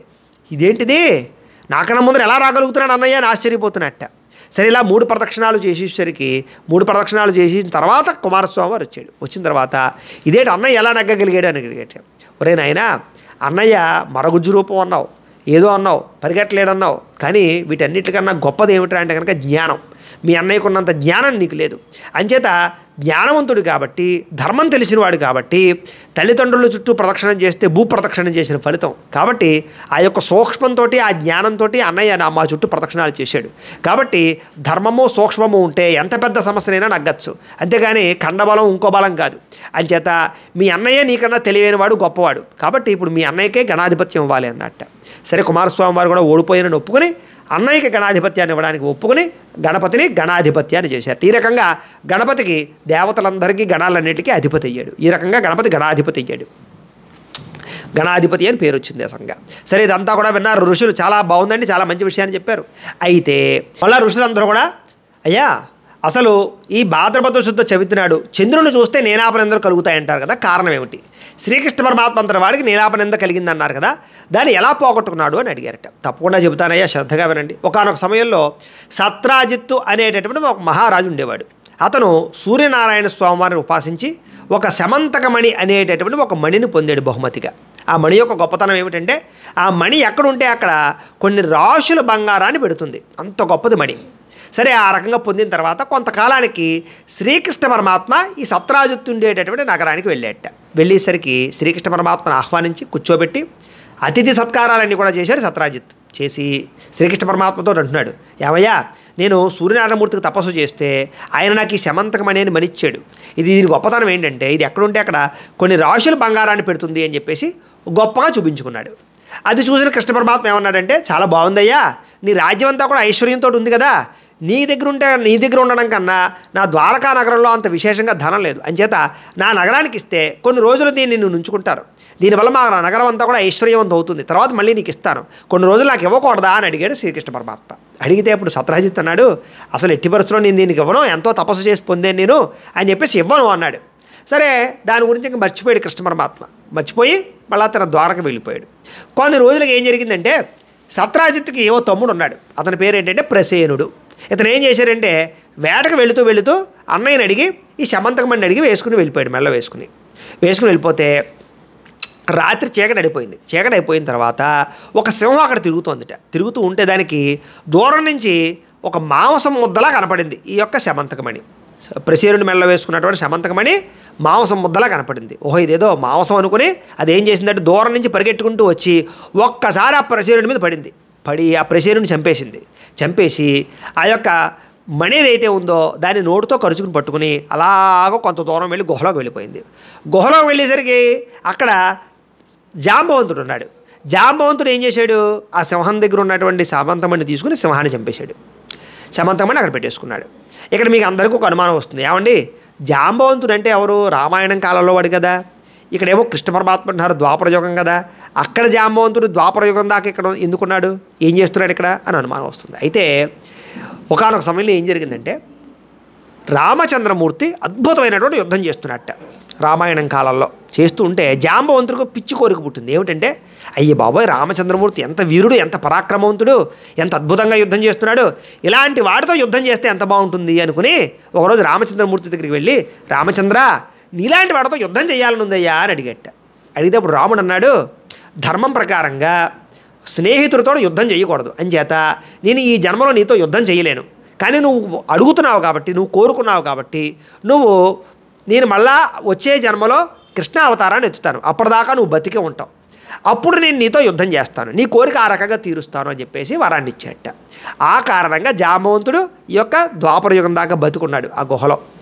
అంచేత ఈ రకంగా కృష్ణ పరమాత్మతో యుద్ధం చేయడం జరిగింది. అంచేత జాంబవంతుడు ఆ రకంగా బతికే ఉన్నాడు, ఆ గుహలో ఉన్నాడు అనమాట. సరే, ఈ రకంగా జరిగితే కొంతకాలానికి ఈ యొక్క ప్రసేనుడు ఎక్కడికి వెళ్ళిపోయాడో కనపట్టలేదు. వెతికిస్తున్నాడు సత్రాజిత్తు, ఎక్కడికి వెతికినా సరే ప్రసేనుడు ఎక్కడికి పోయాడు కనపట్టలేదు. సరే, ఒకరోజు అడవిలోకి వెతకడానికి వెళితే అడవిలో చనిపోయినటువంటి ప్రసేనుడు కనపడ్డాడు. కానీ మెడలో శమంతకమని లేదు. ఏమైపోయింది అనుకున్నారు. సరే, ఆఖరికి ఒక సమయంలో కృష్ణ పరమాత్మ శమంతకమణి కావాలని కోరుకున్నాడు, మనం ఇవ్వలేదు. అంచేత కృష్ణుడే చంపేసి శమంతకమణి దొంగతనం చేసి పట్టుకుపోయాడు. ఆల్రెడీ కృష్ణుడికి దొంగతనాలు అలవాట్లు ఉన్నాయి, చిన్నప్పటి నుంచి ఎన్నో దొంగతనాలు చేశాడు. కాబట్టి కృష్ణుడు దొంగ కాబట్టి ఈ మణిని కూడా దొంగతనం చేశాడు అని చెప్పేసి అందరూ నిర్ణయించుకుని ఆ రకంగా ప్రచారం చేశారట. ఈ ప్రచారం ఆఖరికి కృష్ణ పరమాత్మ దాకా వెళ్ళిపోయింది. ఇది ఎక్కడ గొడవా, నేనెందుకు దొంగతనం చేస్తాను, నేను అసలు దాన్ని చూడలేదు, దాన్ని ముట్టుకోలేదు, నాకేం తెలియదు అని చెప్తున్నట్టు. ఎంత చెప్పినా సరే నమ్మట్లేదు కృష్ణ పరమాత్మని. కారణం ఏమిటంటే కనుక ఈ కృష్ణ పరమాత్మ కూడా ఒకరోజు భాద్రపద శుద్ధ చవితి రోజున పాలు పితుకుతూ, ఆవు దగ్గర పాలు పితుకుతూ ఆ యొక్క పాలలో చంద్రుడి యొక్క ప్రతిబింబాన్ని చవితినాడు చూసేట. అంచేత ఆయన కూడా ఈ నీలాపనంద వచ్చింది. సరే, ఈ నీలాపనంద ఎలా తొలగించుకోవాలి అనుకుని భాద్రపద శుద్ధ చవితినాడు కృష్ణ పరమాత్మ గణపతికి పూజ చేసేట. పూజ చేసిన తర్వాత సరే ఈ అపనంద నేనే తొలగించుకోవాలి అనుకుని ఏం చేశాడంటే అడవిలోకి నడుచుకుంటూ వెళ్ళాడు కృష్ణ పరమాత్మ. కొంతమంది సైన్యాన్ని కూడా తీసుకువెళ్ళాడు. తీసుకెళ్ళేసరికి ప్రసేనుడు చనిపోయిన స్థలం చూశాడు. చూసి అక్కడ కొన్ని సింహపు అడుగుజాడలు కనపడుతున్నాయట. ఓహో, ఇదేదో సింహం చేసిన పని అనుకుని అడుగుజాడలు వెంబడించుకుంటూ వెళితే ఒక గుహ కనపడిందిట. ఆ గుహలోకి వెళుతూ కృష్ణ పరమాత్మ మీరెవరూ రాకండి, నేను ఒక్కడిని లోపలికి వెళ్తానని చెప్పేసి కృష్ణ పరమాత్మ గుహలోకి వెళ్ళాట. వెళ్ళేసరికి బాగా చీకటిగా ఉంది. బాగా లోపలికి వెళ్ళేసరికి మాత్రం పెద్ద కాంతి కనపడుతోంది. ఓహో, ఇదేదో ఇక్కడే ఉంటుంది అనుకుని అక్కడికి వెళ్ళేసరికి ఆ యొక్క గుహలో ఒక తగిలించి ఉందిటే ఈ యొక్క శమంతకమణి. ఎప్పుడైతే శమంతకమణి చూశాడో అక్కడికి వెళ్ళేసరికి అక్కడ జాంబవంతుడు ఉన్నాడు. చూసేసరికి జాంబవంతుడు కృష్ణ పరమాత్మ కూడా భీకరంగా యుద్ధం చేసుకున్నారు. ఇలా యుద్ధం చేసుకుంటే కొన్ని నెలలు గడిచిపోయే కానీ యుద్ధం పూర్తవటం లేదు. బయట ఉన్న వాళ్ళందరూ సైన్యం ఏమనుకుంటున్నారంటే కృష్ణ పరమాత్మ చనిపోయాడేమో, లోపలికి వెళ్ళి రావలేదు కదా, నెలలు అయిపోయింది కదా అనుకుంటారు. కానీ అక్కడ యుద్ధం జరుగుతుంది. అలా జరగ్గా కొన్నాళ్ళకి ఈ జాంబవంతుడు ఈ కృష్ణ పరమాత్మ అక్కడ ముష్టి యుద్ధం చేసుకుని ఆ ముష్టి యుద్ధంలో ఒకళ్ళొకళ్ళు కౌగిలించుకున్నారు. ఎప్పుడైతే ఆ రంగా కౌగిలించుకున్నారో ఆ కౌగిలి వల్ల జాంబవంతుడికి గత జన్మ గుర్తొచ్చింది. ఓహో, ఈ కౌగిలి రామచంద్రమూర్తి కౌగిలి, అంచేత రామచంద్రమూర్తే ఈ కృష్ణ పరమాత్మగా వచ్చాడు, అప్పుడు నాకు వరాన్ని ఇచ్చాడు ఆయనే అనుకుని జ్ఞానం కలిగి వెంటనే కాలమే పడిపోయాడు. అయ్యా, తప్పు అయిపోయింది, క్షమించు, నిన్ను గ్రహించలేకపోయాను, నువ్వు నా రామచంద్రమూర్తివి, నాకు ఇప్పుడు వరం ఇచ్చావు, అంచేత ఇప్పుడు నాతో యుద్ధం చేయడానికి వచ్చావని చెప్పేసి కాలమే పడి నమస్కారం చేశాట. చేయడంతో కృష్ణ పరమాత్మ కూడా సంతోషించి నాకు ఈ మణి కావాలి అన్నట్ట. తప్పకుండా నీకు ఈ శమంతకమణి ఇస్తాను, కానీ నా కూతురైనటువంటి జాంబవతిని పెళ్లి చేసుకోవాలి, పెళ్లి చేసుకుంటేనే నీకు మణి ఇస్తానన్నట్టు. సరే అని చెప్పేసి ఆ జాంబవతిని అక్కడ పెళ్లి చేసుకుని శమంతకమణి తీసుకుని ఆ యొక్క కృష్ణ పరమాత్మ మళ్ళీ ఆ మణిని సత్రాజిత్తుకి ఇచ్చి తనకున్నటువంటి నీలాపనంద పోగొట్టుకున్నాడు. ఈ రకంగా భాద్రపద శుద్ధ చవితి నాడు ఈ యొక్క చంద్రబింబం చూడడం వల్ల కృష్ణ పరమాత్మ వాడికి నీలాపనంద వచ్చింది. కానీ ఈ చవితి రోజు పూజ చేసుకుని ఆ యొక్క వెళ్ళాడు కాబట్టి కృష్ణ పరమాత్మ ఆయనకు కూడా ఆ యొక్క గణపతి అనుగ్రహం చేత నీలాపనంద పొందింది. అయితే అసలు ఏ కారణం చేత చంద్రుడిని చూస్తే నీలాపనంద వస్తుంది అని అడిగారు మళ్ళీ ఋషులందరూ కూడాను. కరెక్టే అండి, అసలు చంద్రుడిని ఎందుకు చూడకూడదు, భాద్రపద చవితి నాడు నీలాపనంద ఎందుకు వస్తుంది అని అడిగారట. తప్పకుండా చెబుతానయ్యా, ఆ వృత్తాంతం కూడా వినండి. ఒకరోజు ఏం జరిగిందయ్యా అంటే కనుక భాద్రపద శుద్ధ చవితి రోజున వినాయకుడు ఉద్భవించాడు కాబట్టి ఆ రోజున వినాయకుడి యొక్క పుట్టినరోజుగా భూలోకంలో వాళ్ళందరూ కూడా వినాయకుడికి పూజ చేస్తూ ఉంటారు. వినాయకుడికి ఏమో ఆ మరగుజ్జు రూపం, ఏనుగు రూపం రావడం వల్ల విపరీతమైనటువంటి ఆకలేసేస్తుంది. అంచేత ఆయన భూలోకంలో ఉండేటటువంటి మానవులు కజ్జికాయలు, ఉండ్రాళ్ళు, రకరకాల పిండి వంటలు అన్నీ పెడతారు కాబట్టి అవి తినడం కోసం ఆయన భూలోకానికి వచ్చేస్తాడు. అంచేత భూలోకంలో ఎవరు ఏం పెడితే తినేస్తూ ఉంటాడు. ఆ రకంగాను ఒకరోజు ఈ చవితి రోజున ప్రతి ఇళ్ళకి వెళ్ళడం, ఉండ్రాళ్ళు కజ్జికాయలన్నీ తినేయడం, ఈ రకంగా తినేసి మిగిలినటువంటి ఏవైతే ఉన్నాయో ఇవన్నీ కూడా ఆ గావంచ అంటే కనుక కండువా ఉంటే ఆ కండువాలో వేసుకుని తింటూ నడుచుకుంటూ వస్తూ ఉంటే ఆ రోజు బాగా చీకటి పడిపోయింది. పార్వతీ అమ్మవారు పరమేశ్వరుడు కూడా కైలాసంలో కూర్చుని ఏంటి గణపతి ఇంకా రావట్లేదు ఏంటి, చవితి పూర్తి అయిపోయింది, చీకటి పడిపోయింది, ఎక్కడున్నాడు గణపతి అని కంగారు పడుతున్నారట. ఈలోపు గణపతి నడుచుకుంటూ కైలాస పర్వతం ఎక్కుతూ మెట్లు ఎక్కుతూ ఉంటే అది ఎలా ఉందంటే కనుక ఓ పక్కనేమో కడుపు నిండిపోయింది, పొట్టేమో పెద్దదైపోయింది, కడుపు అసలు ఖాళీ లేదు. ఓ చేతిలో కొన్ని కజ్జికాయలు, ఓ చేతితో ఉండ్రాళ్ళు, కండువాకు కొన్ని ఉండ్రాళ్ళు ఇవన్నీ కట్టుకుని ఒకటి తింటూ వస్తున్నట్ట. తింటూ వస్తుంటే ఆ కంగారులోను, మెట్లు ఎక్కుతూ ఉండేటటువంటి కంగారులోను పంచి తగిలి బోర్లా పడిపోయేట. బోర్లా పడిపోతే పొట్ట పెద్దదైపోయింది కాబట్టి బద్దలేసిపోయి కడుపులో ఉండే ఉండ్రాలన్నీ కూడా దొల్లుకుంటూ పోతున్నాయట. ఈ సన్నివేశం చూసినటువంటి ప్రతి ఒక్కరికి కూడా నవ్వు వస్తుంది కదా. అలాగే ఈ సన్నివేశాన్ని పైన ఉన్నటువంటి చంద్రుడు చూస్తున్నట్ట. చంద్రుడిని చూసి పక్కపక్క నవ్వుతున్నట్ట. పార్వతీ పరమేశ్వరులు ఇద్దరు కూడా చూసి కంగారు పడి పరిగెట్టుకుంటూ వాళ్ళు లేపడానికి వస్తుంటే ఎప్పుడైతే ఈ యొక్క చంద్రుడు నవ్వుతూ ఉన్నాడో ఆ విషయాన్ని గణపతి చూశాడు. పైకి చూసి నా పొట్ట బద్దలేసిపోయి నా ఉండ్రాలన్నీ దొల్లిపోతూ ఉంటే నువ్వు పైన చూసి నన్ను అవమానిస్తావా, నన్ను నవ్వుతావా అంచేత ఇప్పుడే చెప్పిస్తున్నాను, ఎవరైతే ఈ భాద్రపద శుద్ధ చవితినాడు నిన్ను చూస్తారో వాళ్ళందరికీ కూడా నీలాపనిందు కలుగ్గాక అని చెప్పించాడు. ఎప్పుడైతే ఆ రకంగా చెప్పించాడో అప్పటి నుంచి చంద్రుడికి ఆందోళన కలిగింది. ఇది ఎక్కడ కూడా సాధారణంగా నన్ను చూస్తే అందరూ ఆనందపడతారు, సంతోషపడతారు, అలాంటిది వేళ నుంచి నన్ను చూస్తే తిట్టుకుంటారు, నాకేటి ఇలాంటి ఇబ్బంది వచ్చింది అని మళ్ళా గణపతిని పార్వతీ పరమేశ్వరుని ప్రార్థన చేశారట. ప్రార్థన చేస్తే అప్పుడు గణపతి సరే నువ్వెంత బాధపడుతున్నావు కాబట్టి చెప్తున్నాడు, ఎవరైతే ఈ భాద్రపద శుద్ధ చవితినాడు నన్ను పూజిస్తారో, పూజ చేసి ఆ కథ విని అక్షతలు తీసుకుంటారో వాళ్ళందరూ కూడా నిన్ను చూసినా సరే నీలాపనంద కలగదు. ఎవరైతే ఈ పూజ చేయకుండా నిన్ను చూస్తారో వాళ్ళందరికీ కూడా నీలాపనంద కలుగ్గాక అని చెప్పేసి శాపోపశమనాన్ని ఇచ్చేట. ఆ రకంగా చంద్రుడిని అప్పటి నుంచి కూడా ప్రతి ఒక్కరు కూడా శుద్ధ చవితి రోజు ఖచ్చితంగా గణపతి పూజ చేసుకునే చంద్రుడిని చూస్తారు. ఆ రకంగా చంద్రుడికి నీలాపనంద తొలగింది అని ఈ రకంగా ఈ యొక్క గణపతి యొక్క వృత్తాంతాన్ని అంతటిని కూడా శౌనకాది మహామునందరికీ కూడా సూతుల వారు తెలియజేశారు. అంచేత ఏమిటంటే కనుక కథాలోపమైన వర్తాలోపం కాకూడదు. 2 నక్షత్రాలు అక్కడ వేసి 2 నక్షత్రాలు శిరస్సు మీద వేసుకోండి. అయితే ప్రేక్షకులకి చిన్న మనం ఏమిటంటే కనుక ఎవరైతే ఈ యొక్క వీడియో చూస్తూ ఈ యొక్క వ్రతాన్ని పూజని చేసుకున్నారో వాళ్ళందరూ కూడా బ్రాహ్మడికి దక్షిణ ఇవ్వందే పూజ పనిచేయదు కాబట్టి, పూజా ఫలితం మీకు రావాలంటే ఖచ్చితంగా దక్షిణ బ్రాహ్మడికి ఇవ్వాలి కాబట్టి, అలాగే నిజంగా చెప్పాలంటే కనుక బ్రాహ్మడికి స్వయం పాకం కూడా ఇమ్మన్నారు. స్వయం పాకము దక్షిణ 2 కలిపి ఇమ్మన్నారంటే బ్రాహ్మడికి భోజనం పెట్టినట్టు అనమాట. కాబట్టి ఇవ్వాలి కాబట్టి అది ఇవ్వకపోతే మీకు ఆ ఫలితం రాదు. కాబట్టి మీరందరూ కూడా బ్రాహ్మడికి అంటే మాకు దక్షిణ ఇవ్వాలి అనుకుంటే కనుక మీరు మా గూగుల్ పే నెంబర్కి కానీ లేదా మా ఫోన్పే నెంబర్కి కానీ లేదా మా బ్యాంక్ అకౌంట్ నెంబర్కి కానీ లేకపోతే ఇక్కడ కనపడుతున్నటువంటి ఈ స్కానర్ ద్వారా కానీ స్కాన్ చేసి మీరు తోచినటువంటి దక్షిణని మాకు విశేషంగా పంపించవచ్చు. అలా మీరు పంపించినటువంటి దక్షిణ మేము మా పేటలో చేసేటటువంటి అన్నదానానికి ఉపయోగిస్తాం, అలాగే గోసేవకి వాడతాం, ఇలాంటి ఆధ్యాత్మిక కార్యక్రమాలకి పూజలకి వాడతాం. కాబట్టి ఈ యొక్క స్వయం పాకం కింద అలాగే పూజా దక్షిణ కింద మీకు తోచినటువంటి దక్షిణని విశేషంగా మాకు గూగుల్ పే ఫోన్పే ద్వారా కానీ స్కానర్ ద్వారా కానీ అకౌంట్ నెంబర్ ద్వారా కానీ పంపించవచ్చును అని తెలియజేస్తూ, ఎందుకంటే లేకపోతే మీకు ఆ ఫలితం మీకు దక్కదు కాబట్టి ఖచ్చితంగా అందరూ పంపించే ప్రయత్నం చేయండి అని తెలియజేస్తూ, అలాగే ఈ వ్రతం అంతా పూర్తయిన తర్వాత చక్కగా మీరు వాహనాలకు పూజ చేసుకోండి, అలాగే ఆయుధాలకు పూజ చేసుకోండి. ఆ వాహన పూజకి ఆయుధ పూజకి సంబంధించినటువంటి వీడియోలు కూడా కింద మీకు లింకులు ఇచ్చాం. చక్కగా ఆ లింకుల మీద క్లిక్ చేసినట్లయితే వాహన పూజ వీడియోలు కూడా వస్తాయి, ఆయుధాల పూజ వీడియో కూడా వస్తుంది. చక్కగా ఆయుధాలకి వాహనాలకి కూడా ఆ రకంగా పూజ చేసుకునే ప్రయత్నాన్ని చేయండి. అలాగే మీకు సప్త శనివారాల వ్రతం కానీ లేకపోతే సంకష్టహర చతుర్థి వ్రతం కానీ సత్యనారాయణ స్వామి వ్రతం కానీ ఇలాంటి అనేక రకాల వ్రతాలు కూడా మీకు చక్కగా మేము తయారు చేసి వీడియోల కింద లింకులు డిస్క్రిప్షన్లో ఇస్తున్నాం.